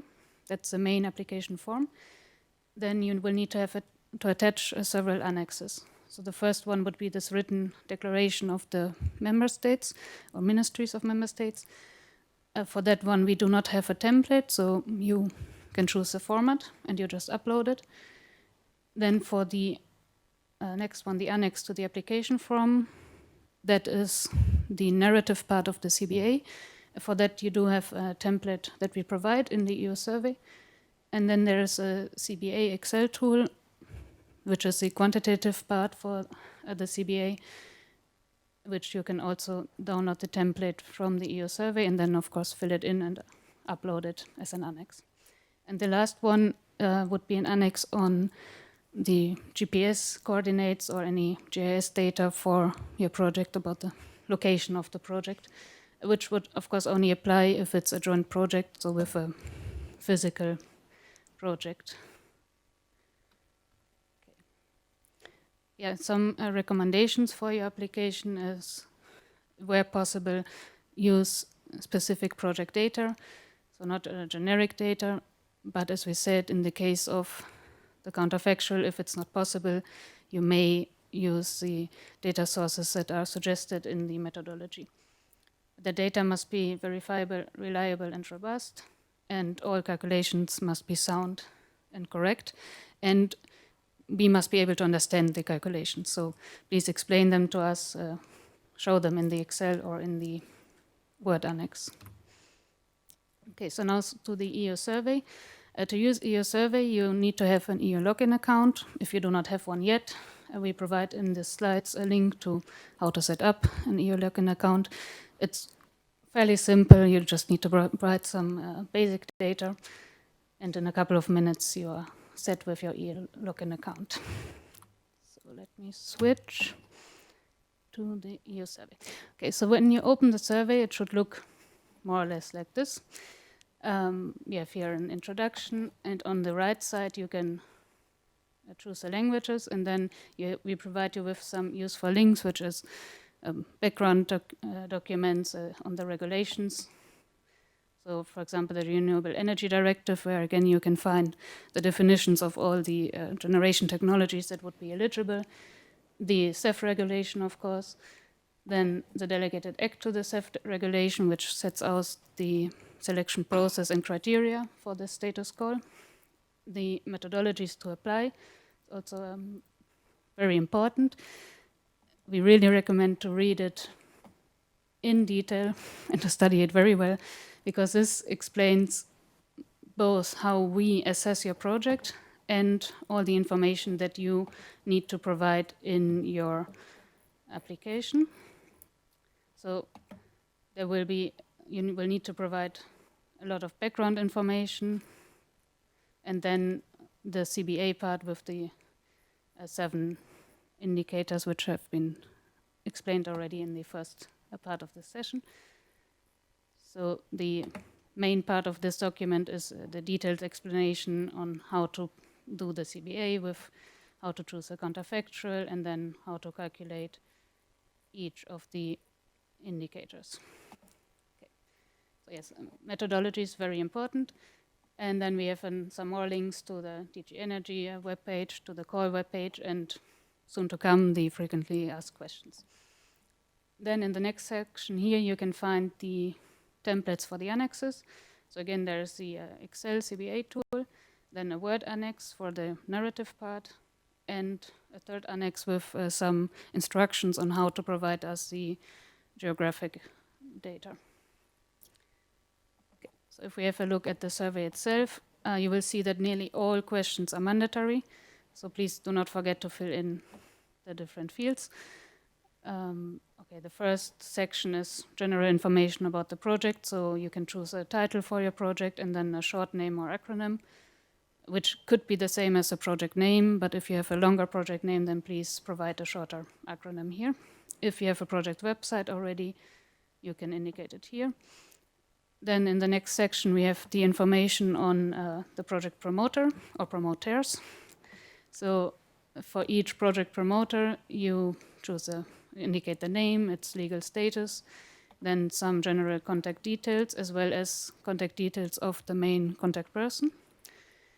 And then at the end of this section, you have the question of whether you only have one promoter or you have additional promoters. And if you click yes, you will see the same questions repeated for the second, and so on, if you have more than 2. Okay. Then the next section is on the cooperation mechanism, where you should indicate which type of cooperation mechanism you will choose for your project. If you have a statistical transfer only or a joint support scheme, then many sections here on technical details will not appear, because they only apply if you have a joint project. Okay, here you give a very short indication about the status of the cooperation mechanism, so at what stage you are with preparing the cooperation mechanism. And then section 4 is the main information about the project. So first you put a short summary, the description of the project setup. You can indicate sectors, and you can indicate more than one. So if for the example that we already heard today, you have a hybrid offshore, then you would produce electricity, so you take electricity, but it is also an interconnector, so you can also choose interconnector. And if you are or think you are in a sector which we haven't considered, then you take other, and then please explain. And the same goes for the renewable energy generation technologies. You may take more than one if applicable.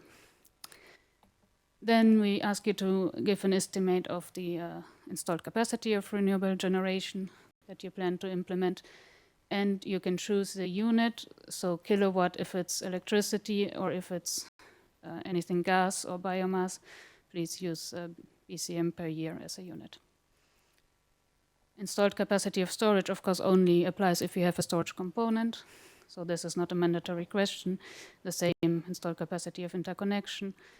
The estimated yearly energy generation is mandatory for everyone, because you do need to have energy generation component as a core part of the project.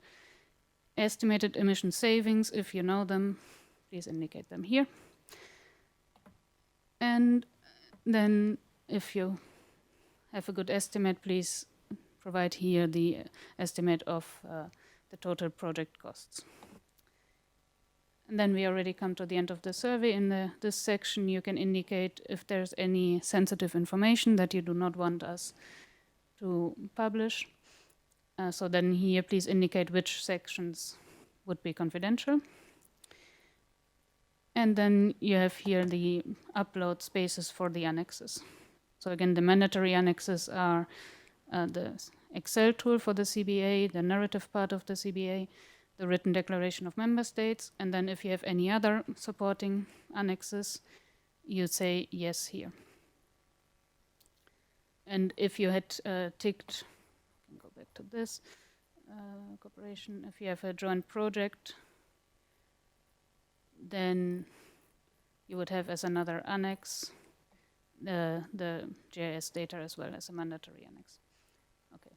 And for joint projects, we have more detailed information about the implementation schedule and location, which is not mandatory, but if you do know, if you have an estimate for these dates, for the implementation schedule, please indicate them, and you indicate the current status of your project as well.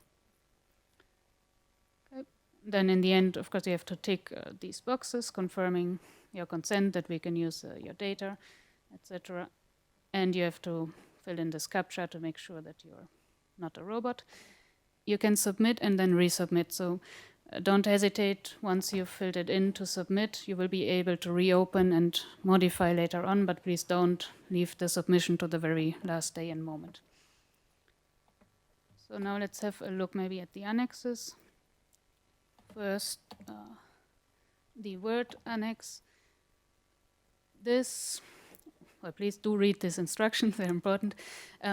This template is mandatory, or the annex is mandatory, but the format of this template is more a guidance or recommendation. So if you have already a document where you provide this information, you do not need to redo it, but you should use this template as a guidance, as a reference to check that you provided all the information that is needed. And also, there are questions that overlap to some extent with what was already in the form in the EU survey. In that case, you do not need to repeat the information. Unless you want to give more detailed or additional information, you can always simply reference a section in the application form or in any other additional annexes or supporting documents that you provide, so that we can easily find the information, but you do not have to repeat yourself here. Okay. So here for each point we have some guidance, and it's again based on the methodology document that I've showed before. So if you answer all these questions, your application should be fine. So there are some questions on the general background, some more details on the cooperation agreement, some indication on project financing and business plan, and then on the section here on socioeconomic benefits, you have the narrative part of the CBA, because also there are some indicators which are only qualitative, so it's important that here you put everything that you can tell us about each of the indicators, except the actual calculation, which we would ask you to provide in the Excel tool. So this would be the last annex. There are also instructions on each tab, so it should be self-explanatory, but I will quickly go through them. So on the first tab, yes, we just have an explanation on what this tool does, which is doing the calculation of the net present value based on the input of the indicators that you calculated. So you calculate indicators, the 7 indicators, for 3 base years, ideally, and you can choose the years yourself. Normally, we would say the first base year would be the commissioning year, and the last maybe the end of the lifetime, and then one in the middle. But okay, that's up for you to define. Then you indicate here as well the commissioning year of the project and its lifetime, as well as of the counterfactual. The social discount rate is already predefined in the methodology, so that you cannot touch this. And this is just the year, the current year, to which we will do the discounting. Then here you put the values for the indicators, and therefore the actual calculation of each of the indicators should go on this sheet, where again we point you to the methodology staff working document, where there is a detailed explanation for each of the indicators, how you should calculate them. But for example, for the first one, the cost of energy generation, you need to apply this formula for the LCOE and then multiply it with the estimated overall energy production over the lifetime. And then the tool does the linear interpolation between these base years and the discounting towards the current year, and gives you as output indicators for the project as well as for the counterfactual the actual value of the indicators. And here you will see that we do not have 7 anymore. This is because innovation is only qualitative, so it doesn't feed into the NPV. And as Vasil explained before, the cost of support being just a transfer between two parties, between society and project developer, is not a cost or benefit from the society's perspective, and therefore also does not feed into the NPV. So you only have 5 of the 7 indicators which count towards the NPV. If for some reason you are not able to quantify one of them, you simply put 0 and explain or justify it in the word part, in the narrative part. And then when you have the data for project and counterfactual, here at the end you will have the delta NPV for each indicator and the overall one, which is the value, well, both the project NPV and the delta NPV must be positive for the project to be eligible. But of course, the qualitative indicator also count. So even if it is very low or a bit negative, that may be counterbalanced by the qualitative part. Okay, I think that's all from me. I give over to my colleague Camilla for some more details on the timeline.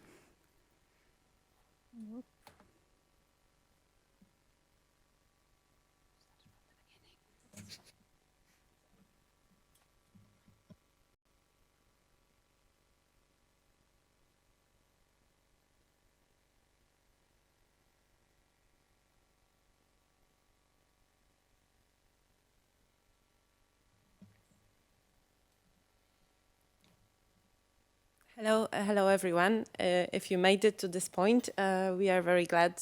That means you are really interested, and I will walk you through the timeline and the next steps for this call. This is a call for status. I think by this stage you already understand this is not yet linked to any funding. So we opened the call roughly a week ago. And today we have that info day from which we have now 2 months until the closure of the call. So there is ample time to prepare all the documents. It is the first call. We understand there is a lot of uncertainties. Hence, there is a very dedicated web page of CINEA and within ENER as well as all the documents, the regulation and the delegated acts that will guide you through it. So by the deadline, we hope to receive all the applications, and then we will start the evaluation of proposals between May and July. And the list, so I will show you a little bit in the steps. The list of cross-border projects in renewable energy will be adopted around October. So this is the process that is outlined in the delegated act also and the CEF regulation. Annex mentioned this. We are working in this regulatory frame, so you can see how the timeline looks like. It is all in green pertaining to the status, and then the first call for technical studies for grants studies for grants for studies or works will be open in by the end of the year. So we hope to open it in the last quarter of 2022 by at the latest, basically. As I said, it is a complex process of preparation of the CBA. We understand this. It is also needed that you prepare the cooperation agreement, expression of it in any case, and a written declaration. We encourage you to consult all the documents that we mentioned, but also if you have any questions, if they are general questions pertaining to this call, we are available under these email addresses. So you have DG Energy of the European Commission and our team within CINEA. We cannot provide, of course, any individual guidance that would give you any competitive advantage, but we can provide general answers, and also whatever answers we give to individual applicants, we will also publish it in the FAQ. So please do check the FAQ section regularly. We will be updating it on a rolling basis, and we hope that it is a good starting basis for you and your team to prepare it. So thank you so much for your attention, and I pass the floor now to Gianluca.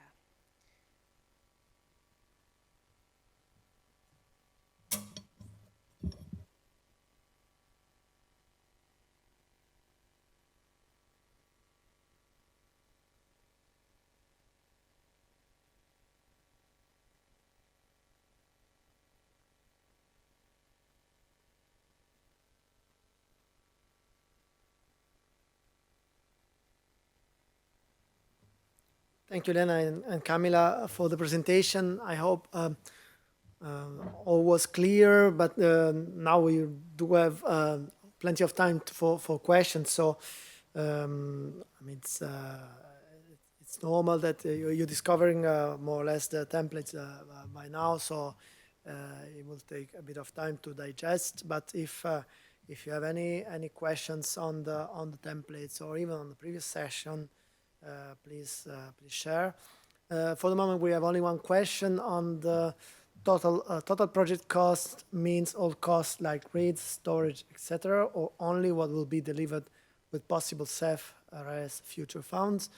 I take it this question is really about the budget. So in the form, you have a section on the total cost of the project. So yes, you should indicate the whole cost, not just what you will ask for CEF funding, also because it's going to be maybe a bit tricky to indicate it today. And the CBRS project that will be in the list, usually it's a bigger project, and then there will be subsequent calls for funding under CEF, and there you might apply for a specific step of a study or technical study or a part of the work. So what you include here at this stage is the envisaged total cost. We understand that these are estimates, so try to put as reliable estimate as you can, depending on the maturity of your project, of course. Okay. Oh, there was a question that disappeared. We will find it back. Yes. How often will the list be updated? So you can apply every year. So there will be a call every year. So you can you have the opportunity rather frequently to apply, and the list is foreseen to be updated every 2 years. But again, it's a cumulative list. So once you are in the list, well, if the project goes on as expected, or even if there are delays, but there are, you can report back. You will stay in the list until anything problematic happens. Like, for example, you may have a member state that withdraw the support, and then, of course, in that case, there is an option that your project goes out of the list. But otherwise, in general, we would expect you stay in the list. Okay, is there a limit of number of projects that will be accepted in the list? No, that's not established. It's not foreseen at this stage. So please come numerous. We are really looking for really good renewable energy project, and sadly the news puts this even higher up to the policy priority, if we can say so, even higher than climate change. Nobody would have expected that. So please come. We are there, and we are looking forward to see as many as good, impactful CBRS projects. Can be there more than one project from one member state? Yes, absolutely. As many as relevant. So there's no specific maximum compared to the size of the member state, of the population, of whatever factor like this. So there can be definitely more, and I presume there are some cases that maybe, you know, a member state have got a lots of cross-border, many borders, but also regardless, because you have also the possibility, as I said at the first part, of having no physical link. So yes, there can be as many as relevant.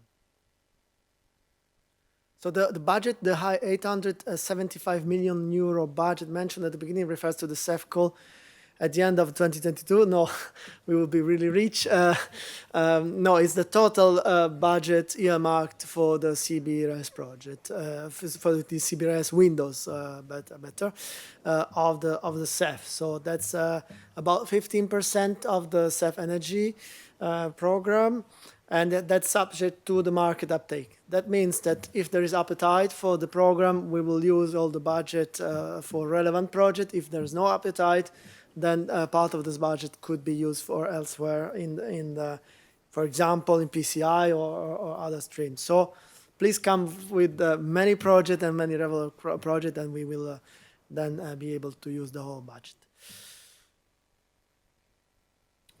Maybe to expand a bit, there's no set budget yet for the next call, so the works and studies call. But yeah, this is planned to be published soon in the second part of the year, and you will see what would be the set budget there.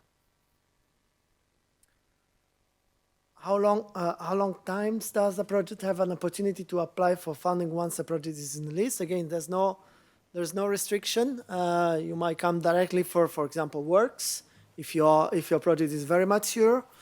Or you might need first to come for technical studies, feasibility studies, exploratory studies on site or things like that, and then come later on with a CEF application for works. So there's no specific restriction.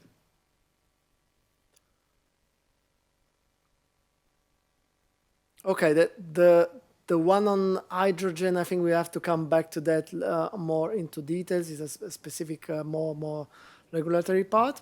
You want to take it? Yeah. So as Gianluca said, we would need to come in details, but this is very important for any projects and not only for hydrogen regulation to know that we require all CBRS projects to comply with the EU applicable legislation and regulations, also on other in other areas like environment, for instance. So whatever happens to the hydrogen regulation, compliance with it will be necessary for the CBRS projects. Thank you, Camilla.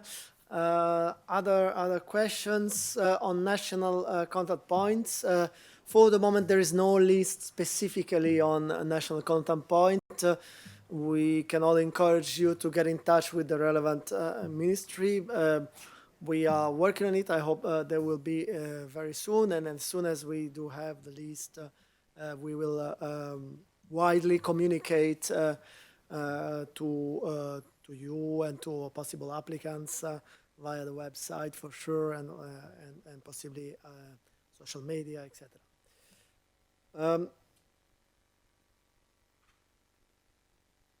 No, so there's, yes, I see the question on CapEx and OpEx. This is part of, you'll see in the CBA methodology, and then in the CBA tool, the methodology defines the exact formula how to calculate the cost of energy generation. OpEx and CapEx is part of it, if this is the question. Elena, you want to complement? Yes? Just quickly to, again, avoid confusion. This call is for the status, so in the CBA methodology, yes, you consider CapEx and OpEx on costs. It's part of the cost of energy generation, so it's part of the CBA. But there's no funding associated to this call. And then once you apply for funding for studies or works, the funding is for the cost for this concrete action. So for the study or for the part of works for which you get the grant. So there's no direct then relation to CapEx and OpEx. Thank you, Lena. Yes, indeed, important precision. I was jumping already on the second part of the question, but indeed, again, the call on status is not about funding, but it's part of the calculation, so the OpEx and CapEx. Are there any criteria for ministry on how they make their selection of possible candidates project, which will apply for a letter of support? No, at least we are not aware of any specific criteria. What can be reasonably assumed that is that projects that are in line with the policy and the aim of the CBRES program, and that are delivering against the targets in terms of RES generation, and are delivering to the wider strategy. Let's resume it with the Green Deal. We would presume that these are the criteria. Then there might be specific priorities, and certainly can be on a given technology or given territory, or any specific aspect of territorial development, for example. But this you need really to discuss and with the relevant member state. Okay, what if the scope changes later? Does it need to be updated? So you will have to, once you are in the list, you will have to report regularly about the implementation, and there, if there are changes, you report it there. Now we need to see let's say the extent of this deviation. We understand that you are applying now for longer span, so it's difficult to anticipate everything. And it's important to adapt the project to the context and to the needs. So whatever change there will be, important is to report it, and then we'll need to discuss. Of course, if the change of the scope is radical, it's possible that you might need to update or even reapply. But these are really sort of extreme case, I would presume.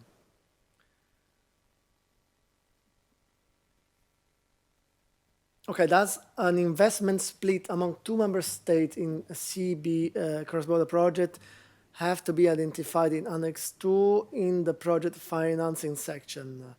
I'm trying to recall what you refer to in Annex 2. I mean, as much as detail you have regarding what you anticipate in terms of concrete project, both from a technical description and a financial description, it would be good to have it in this narrative part. There are no really specific requirements because, of course, that's really we have to see case by case. In some case, this makes sense. Other might not make sense. So, but as a general answer, yeah, try to include anything like technical or financial aspect that are detailing the context, the technical, what you foresee to implement, and give the evaluator the bigger, the clearer picture and the most detailed. Okay, does it matter which ministry it is? Does it have to be a Ministry of Energy? It has to be the ministry able to implement the project. So, of course, depending on member state to member state, there might be a different setting. You have Ministry of Energy, you have ministry called economic transition or things like that, but that really depends on the case by case. You will have to contact your member state to see which is the ministry competent. We are not prescribing that it has to be the Ministry of Energy, also because in some cases this can be merged with other portfolio. Okay, once the project is submitted, member state could start working on it, or should this later not be able to get a grant? I think there are disconnected, the two things. You are applying for status, so now you apply for status and you hopefully get the CBRS status at the end of this process, and then you will apply for grants. For grants, there are specific conditions that are laid down in the call, and normally there's no retroactivity, so something that is already implemented is not, as a general principle, is not eligible, but you have to really to see what would be the requirement of the call.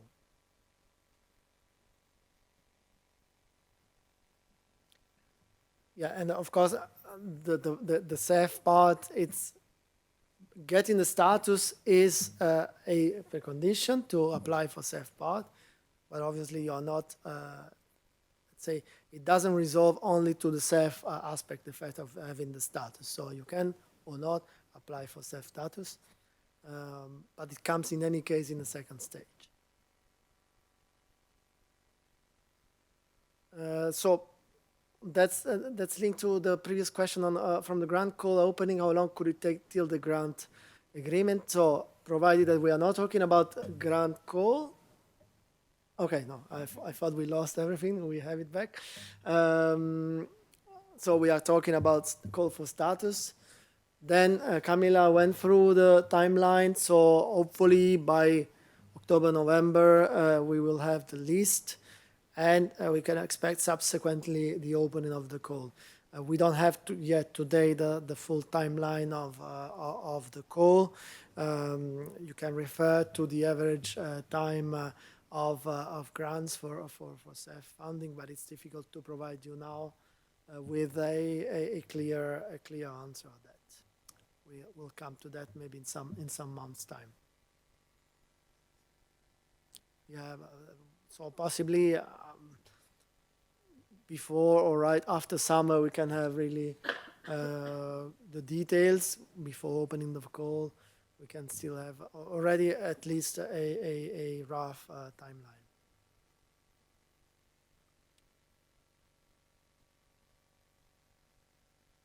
Okay, that's another question on the financing. Could you please elaborate more on what details does the project financing have to be broken down in Annex 2? So the Annex 2 is the narrative part. Does a potential grant have to be foreseen? So the more you have, the better it is. So if you already have a vision on what is the part for which you think you will apply for grant, for example on the CEF, just elaborate on that. If you don't have it today, we fully understand it. It can be too early. So you are free to indicate. Of course, if you do have this information, it gives a better visibility on the financing plan and how you foresee to go along once you are in the list.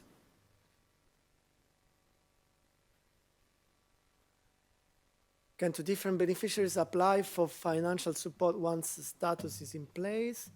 For example, government for studies and later a private developer for works. Yes, absolutely. I mean, the beneficiaries will have to, once they apply for grants, demonstrate that they can technically and financially deliver the project. So it can perfectly be that depending on the activities that you foresee, the action you foresee in the grant, be one entity and then, for example, for studies, and another one for works, as indicated in the example.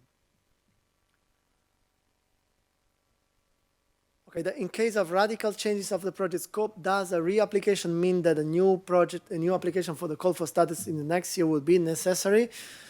This is difficult to anticipate today, but it's true that if there is a complete change in the scope, it will have to be reassessed, and that's probably one of the options that can happen. I think this also will depend also on the discussion of the group. We'll receive also the updates on the reporting.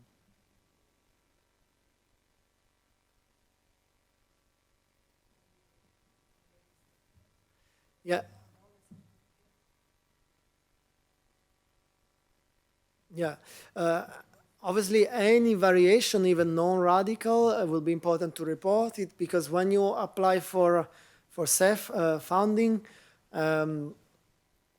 it will be important to know if there are changes, because we will need to know if this is there is still the benefit for the project, so all the conditions are still respected, and therefore you are eligible for funding. So in general, any change is important to report it.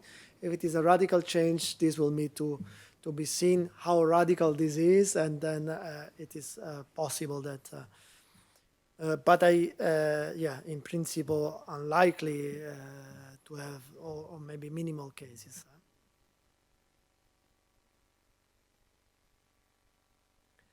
Okay, what is the relevant period in which the project is realized? For example, the construction period is 5 years.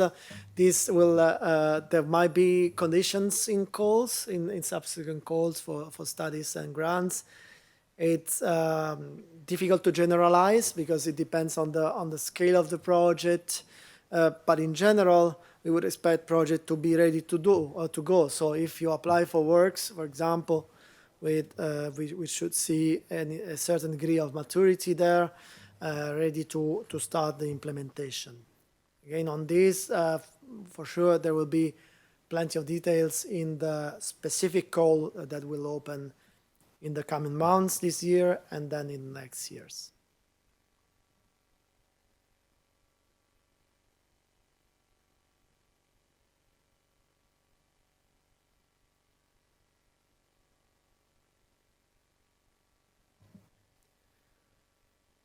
Okay, we have gone through a good slot of questions. There's one more.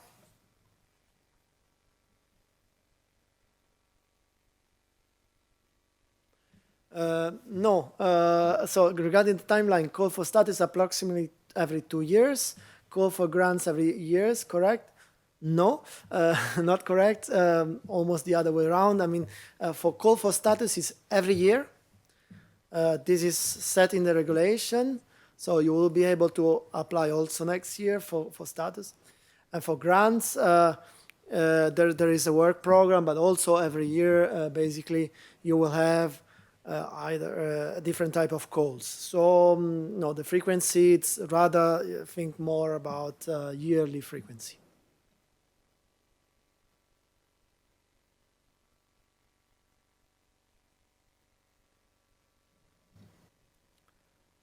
Okay.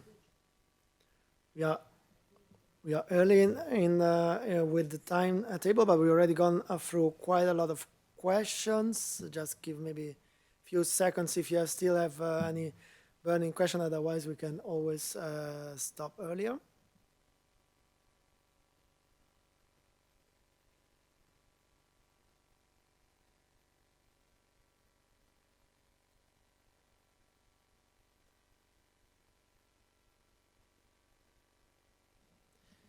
Yeah, my colleague rightly asked me to comment on the commissioning timeline of projects. For the status call, there's no requirement. So it has to be realistic what you propose, but it can be a project that you foresee to implement concretely physical works in some years' time. That's a possibility. Yeah?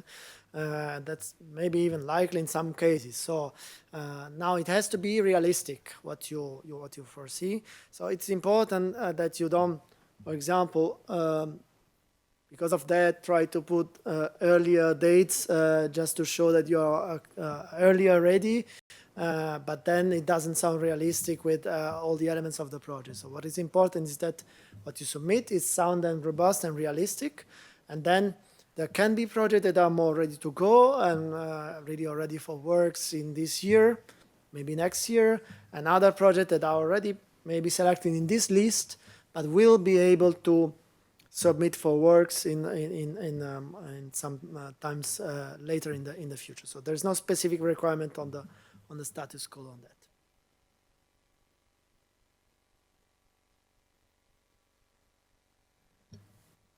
Okay, I think we went through all of the questions we have so far.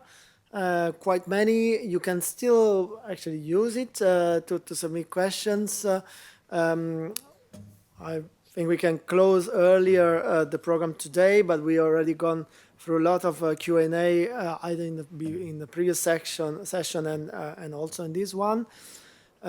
Just to recall that you had in the slide the website, the functional mailbox, so the email where you can write either to CINEA or to ENER, the Commission colleagues, DG Energy, or both.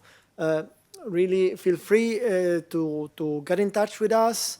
All questions, we'll try to address all questions and make it public. So it's a collective learning as well. So any question that you raise will be then going to feed the frequently asked question, the FAQ session that will be put online after the meeting, after this info day.